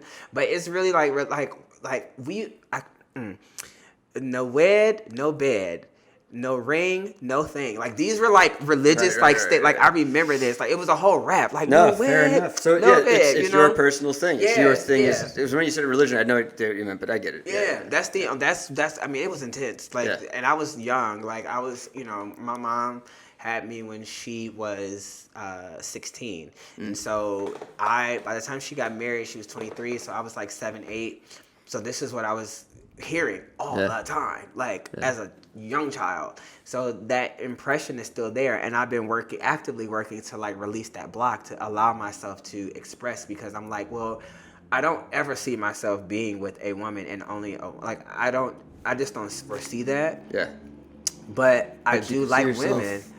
having some sexual romantic encounters with women. Yeah, involved. yeah, and I definitely like women. Like, yo, You're out here making it hard for me. no, but it's true. Like, there was this artist. She's amazing. She's amazing. Her name is Diva Mahal, and I saw her perform, and she like rendered me like speechless. And then I went to talk to her. And I tapped her on the shoulder, and I'm nervous as hell. I was like, yo, I'm like, I don't know what to say, but like, this woman is beautiful, and like, her feminine essence is like, I'm like shook, super shook. So I tap her on the shoulder. She turns around, and she says to me, she was like, what a blessing it is to see this beautiful face. And I was like, and like, my heart is like Can racing. you do the actual face that you made? Do you actually know what face you made? Yeah, no, I don't. I know it wasn't. But I know you didn't do that. Yeah, I definitely know. I paused, like, oh my God. And I was like, thank you. And like, I just was like, you were amazing. But like, I was weak. When I say, like, literally, I left out of there, like, I had to, like, take a moment. Her presence was so strong. I was just like, wow, this is a woman. Like, oh, she, like, blew. Oh, I was so into her. Like, I'm still into her. I think she's gorgeous. But it's like, I have those kind of experiences where I see these women, and I'm just like, oh, my God, like, whew, like I'm sweating, like I don't know what to do. But then like nothing happens, and I'm always like, no, okay, I'm not gonna say anything. So I'm working on that. So yeah, it's interesting because it is both a sexual thing, but it is also just like a way they carry them. It's a personality thing. It's the power of the personality. Oh my God, yes. Whatever inner strength they have. Yes. Or is it inner strength? I'm sure sometimes it's not. Sometimes it's a facade they put on. Right. Everybody's in a different place, right? And sometimes some of that can be like really just intimidating. Where I'm like, I honestly like, it's crazy. I'll be like, I'm not man enough. Like I'm like, girl, like just so you know, like I'm a little gay, so like I'm not the guy. You know what I mean? And I get really freaked out. My thing is, I think I am man enough, but I lack the money. And the height. Oh, man. And the height. Yo, I've heard so many women. I've been in restaurants and people are making fun of short, bald dudes, and I'm sitting right next to them. I'm like, are you doing it because of? Do you see him? Do you not see me here? Wow. Are you really? actually trying to get? Are you the bully punching me in the gut, or do you actually just not see me here? You know. Really. But then also, just money's a thing, you know. And like, I'm not a starving artist, but I'm not rich, and I can't like just wine and dine women. There was a moment where I was having a lot of luck between my two longest relationships. Okay. It's because I had a great job, you know? I don't have a great job right now. I'm freelance as fuck. Interesting. Yeah. That's interesting. See, like, the whole money you end up meeting, you find the good ones that way, right? But, right. you know, still, I wouldn't mind being able to just wine and dine a little more. And, you know. See, I think whining and dining is equal opportunity in my book. Like, if I don't got it and you got it and you want to do something, great. And vice versa. Yeah, like. Girl wants to buy me drinks. I'd take it. Yeah, like, hell. Like, I'm not, and don't intentionally expect it either.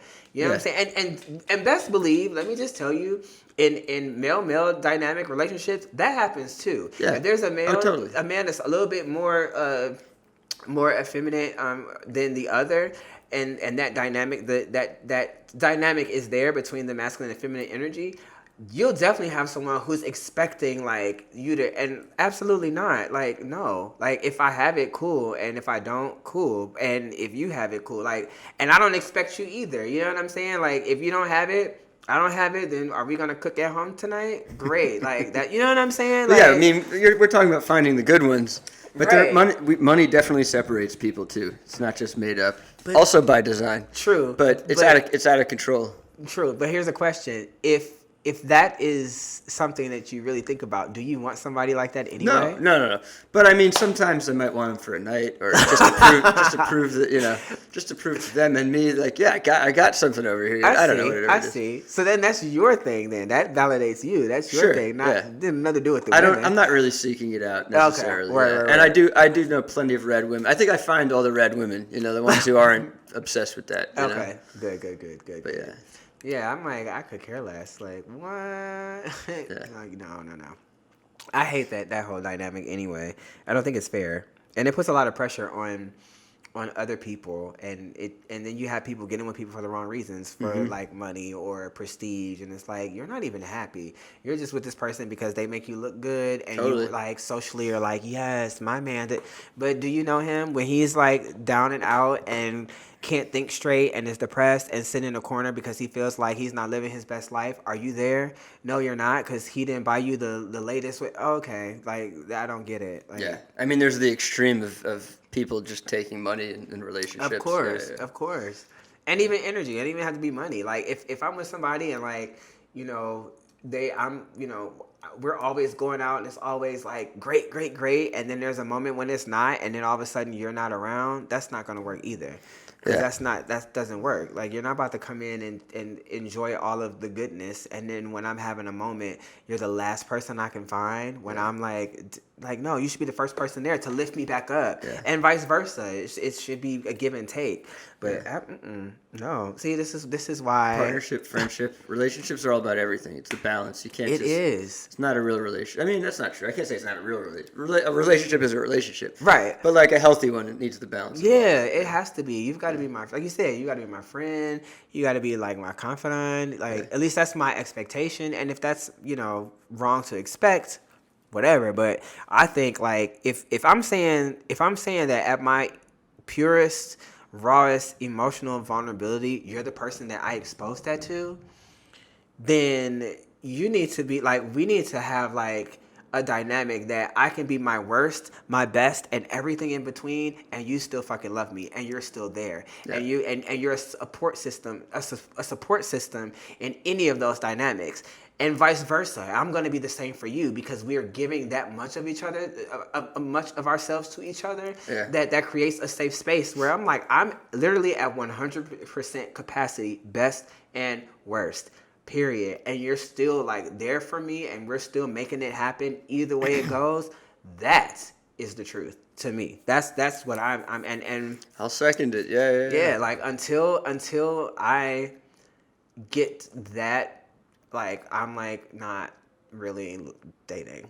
But even if you just don't want to settle down, that's cool. I think it's fair enough for anybody at any moment in their life to be like, I am just not settling down right now. I'm floating around. I'm doing my thing. Yeah, I do want to settle down though. But right now you're not. You're not now. searching, trying to deliberately find it. No. Like when you're ready, you will. That's the thing, right? I even feel bad because the person who I have been like like I said, going on a couple of dates with, like one of our earliest dates, I literally, said to him, I was like, just so you know, this is where I'm at in my life. And luckily, he's kind of at the same place, which is why we're having these spot dates or whatever. Amazing guy. But I flat out told him straight up, I was like, I just want you to know that if you ever make me feel like you're a distraction, this is over. And he was like, okay. And I was like, I'm just saying that, like, right now where I'm at in my life, I don't need a distraction. I was like, so if you ever get to the point where I start to feel like I'm distracted and it's because of you, this is done. And I don't care how good our connection is. I don't care how amazing this is. And he was just like, that's a lot, but I understand, like, I respect it. Now, it bit me in the ass because I haven't seen him since like the 31st. He's like, it's a catch-22. Yeah, it is. It's a total give and it take. Is. It is. But but no, we I haven't seen him, but we still talk. We were texting yesterday. But it's funny, but like that's just where I'm at right now. But I actually do want like a legit family. Like, and again, whatever that looks like, if it ends up being 3 of us, 4 of us, 2 of us, 5 of us, like whatever. But I do want a family. I want kids. I want pets. I want a house. I want like all of that, But yeah, I'm with you there. We'll see. I'm definitely at a place where I have many fears around relationships. My biggest one, in a selfless kind of way, because I can have a lot of selfish fears as well. It's just I don't want to be in that position where I'm like because I get very obsessed with my work, Yeah. And once you're like, I feel like once I've had sex with someone 5 times. I could move on to the next person pretty quickly. I'm not like totally sexually attracted, not unattracted, but I'm not. It's the first 5 times are the best. Got you. Most of the time, not all the time, maybe. But yeah, it's like now I need to get back to work. Don't bother me. Yeah. I just watched that movie, The Phantom Thread, with Daniel Day-Lewis, and that's like that whole thing is about that. He's just an asshole. He's just terrible. I have to see it. Yeah, he's like they're at breakfast, and like even if like she's moving too much, he's like incredibly too loud with the movements, Bring it down. You're disturbing my morning. His morning has to start like perfect, and he's got to be focused and everything. That's hilarious. See, that's where the communication comes in. But yeah, too. I have that problem though. Like yeah. if somebody's even just the little things, it's not even just like give me attention. Just like the noise you're making in the kitchen can piss me off. Wow. You know? Not so much anymore. Now that I'm single again, I'm like, I don't feel angry at anything anymore. Like my podcast is misnamed. There you go. Yeah. That is hilarious. I'm wondering. I'm trying to think. Has there been any? I'm trying to think. Is anybody? Yes. But I love him so much though, and we're still like this. But one of my exes like used to do things that would aggravate like little small things, and I would just be like, "Can you just?" It always ends up being the small things. Yeah, like you see couples and you're with them, like you're hanging out with your your couple friends all day. Yeah. And nothing happened. Right. Nothing worth getting angry happened, and they're just right. like passive aggressive as all fuck and just taking. They're just mean, and the next thing you know, they're actually fighting. Right. And it's like you're not fighting about this. You're fighting about something else. Right. You two. Exactly. Come on. Right. Let's clear this up, guys. Let's have a little quick powwow. Yeah. That relationships. It's just so complicated. See, even thinking about all of that is like, see, I don't have the time right now. Like, As bad as I would love to, come home and someone be there. You want to be loved and you want to love. Yeah. You have a lot of love to give. Exactly. I don't even have time. As much I'm enjoying babysitting this dog, but it made me realize how much time I do not have. Oh, yeah. You know what I'm Dogs saying? are a nightmare. Oh, I don't have it. And it's like... Don't ever get a puppy unless you have someone that can take care of it or you know you have the time to take care of it. Yep. Yeah. Absolutely. I can't and this was a great test run for me to see where I'm like, see, even because it was nice. How old is this dog? He's 3. Yeah, that's like right around the age where they're like they become a regular dog and they're easier He's to take care of. Super trained. Yeah. Like Nicole trained the fuck out of this dog. He even he has a wee pad, and he wherever you put, just like a cat, wherever you put it, he knows exactly where it is. That is the only place he'll go. Oh God, and he is. I can't do that though. Oh my God. I guess I could. Like right now, I had to give my dog to my parents, and my ex is going to take the dog next week as this gig I have. I guess if I trained it to do the wee pads, I could just do these gigs and do that, but I don't know. I was like, no, you're not peeing out these wee pads. I'm taking you out. I took the dog out every 20 minutes, half hour, 45 minutes, hour, stretched it out slowly. Yeah. God, it was terrible. I couldn't do any work during that phase. Really? Yeah, I bet. I was like editing a music video at the same time as the puppy was at her worst, and it fucking sucked. Yeah, I bet. Yeah. My computer was crashing because I was editing 4K on my laptop and it couldn't handle it. It was a nightmare, man. Damn. Yeah. So even that, it's that's a lot of work. Training a dog. But it's nice to come home and it loves you. Yeah. As soon as you walk in, it's I love you. You're like, yes, I love you too. This is great. I'm happy. I love dogs. Yeah. I'm a dog lover. Yeah. I am one now. I wasn't always, but I am. A lot of changes in my life right now. Yeah. But I am now, for sure. Life changes. Yeah. Right? Yeah, big time. I mean, I liked dogs, but I just wasn't I was more of a cat person. It was again another 60-40. Love the cats, but like dogs, love cats. But now I'm I love them all. I want all of them. I'll probably have cats and dogs. Yeah. The key is to just have family or friends around to help take care of it, Because you won't. It will be a miserable life for that animal if you're totally alone doing it. Right. And there you go. Yeah. And that's where polyamory comes in. Yeah. If you don't things have that. If your family is not in the same state, you just have to have a lot of sex with a lot of people. There you go. That pure communication and community love. I can't lie. I am all for it. I definitely am all for that community love. Community love. Should we end it on that note? Because we've been talking for 2.5 hours, a little over 2.5 hours. Oh, really? Oh, wow. And I don't mind. I could keep talking. I have to end in about 20 minutes. Oh, well, I guess we should wrap it up then if you got to end in 20 minutes. Yeah. Okay. I got to back this up. I'm going to bring my Mac to the Mac store, and it might not come back tonight. I don't know. Damn. What happened? Actually, I do want to tell the story on here because it actually relates to something we were talking about. Oh, the kids not having phones, right? Yes. I come home on 420. I wasn't that high. I was I drank a little. I smoked a little. I wasn't fucked up at all. I don't want to make it sound like that happened. Yeah. But I dropped my phone, and it was the death blow. My phone was already kind of popping off. My screen was already popping off, and it just went dark. And then I tried to pull it off a little bit, and I accidentally slipped and just ripped it apart. So the phone was done. No phone left. And so I downloaded. I was like, "Fuck! I gotta wake up really early to catch a train up to my sister's for Easter Sunday." Yeah. So I downloaded. I tried to download an alarm on my Mac because I couldn't figure out how to work the alarm on the Mac. It wasn't working. Instead, I downloaded some nasty malware, and my fucking computer just went straight out. So I essentially had like.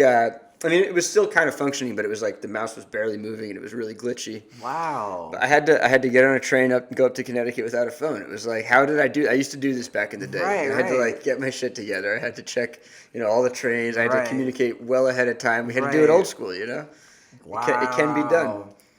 Yeah. Wow. It just makes everybody work harder for you. That's the thing. Right. It's like it's actually inconveniencing people if you don't have your phone and you don't know how to use your phone. That's true. That's true. You start making people do work for you. Wow.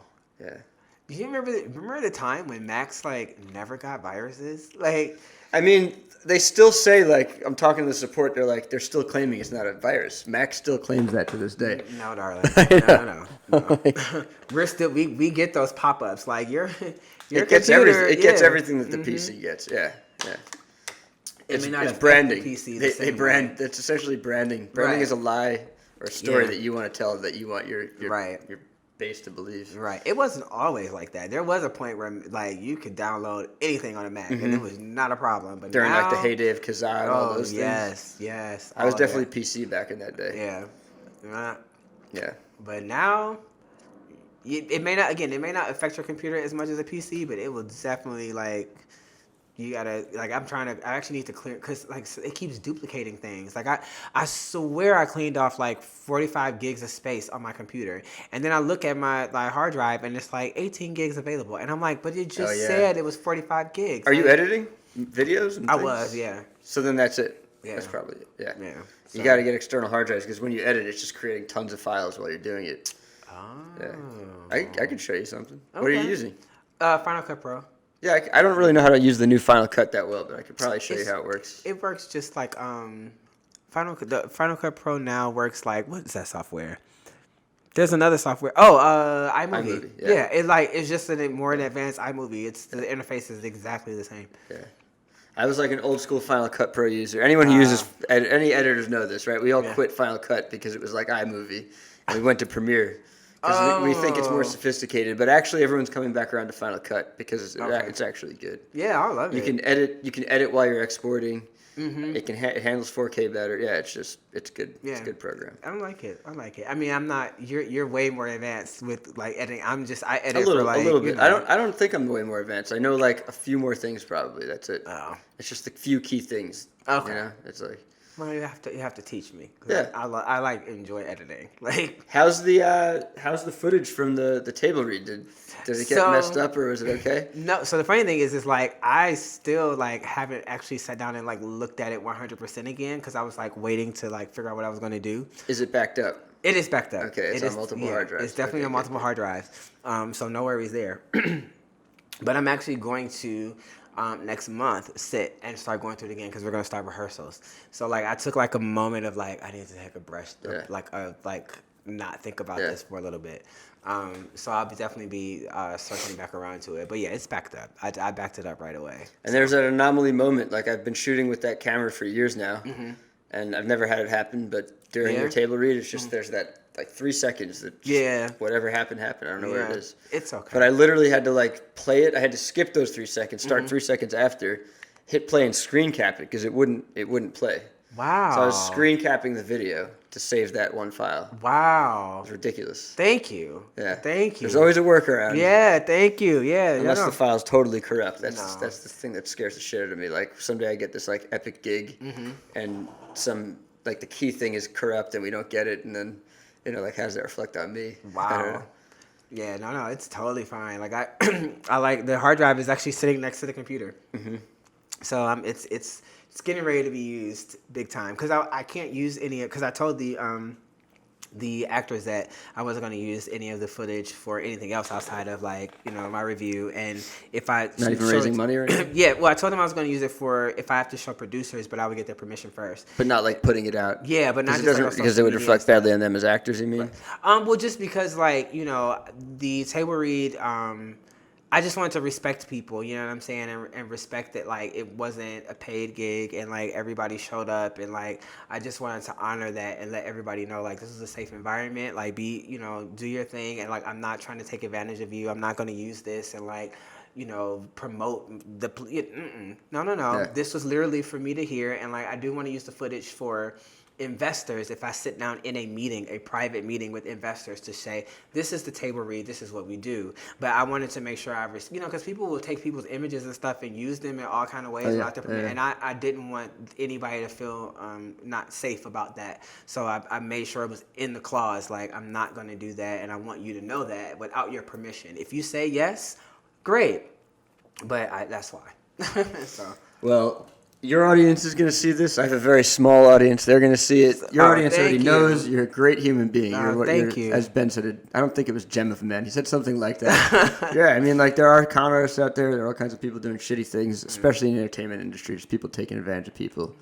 It's a breath of fresh air to meet people like you who are doing the opposite. Thank you. And they're doing good projects. It's all from the heart. Thank you. It's great. I'm glad to have met you, man. Yeah, likewise. I can say the same about you. Like, I definitely don't always, like, especially, like, straight men, and I think it's wonderful to be able to communicate and, like, have dialogue and just talk very candidly with, like, men of different, like, dynamics, and it's very comforting. Like, you're, like, it's, like, so easy to talk to you, so thank you. Like, you're amazing. Like, thank we're you. Reflections of each other, you know what I'm saying? So, thank you. I knew it and I didn't know it. When I started the show, I'd be talking to you. I didn't know it, but, Yeah. This is great. Yeah, this is, like, awesome. Yeah. Like, yes. Thank you. Thank you.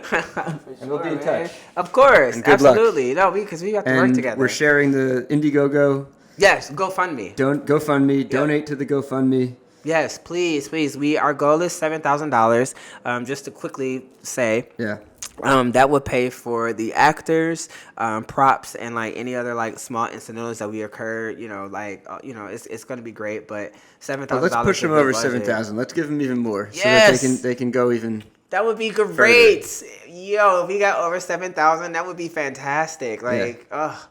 Yes. But I'm grateful for the 7,000. I'm great. If we get 4,000, I'm grateful for that.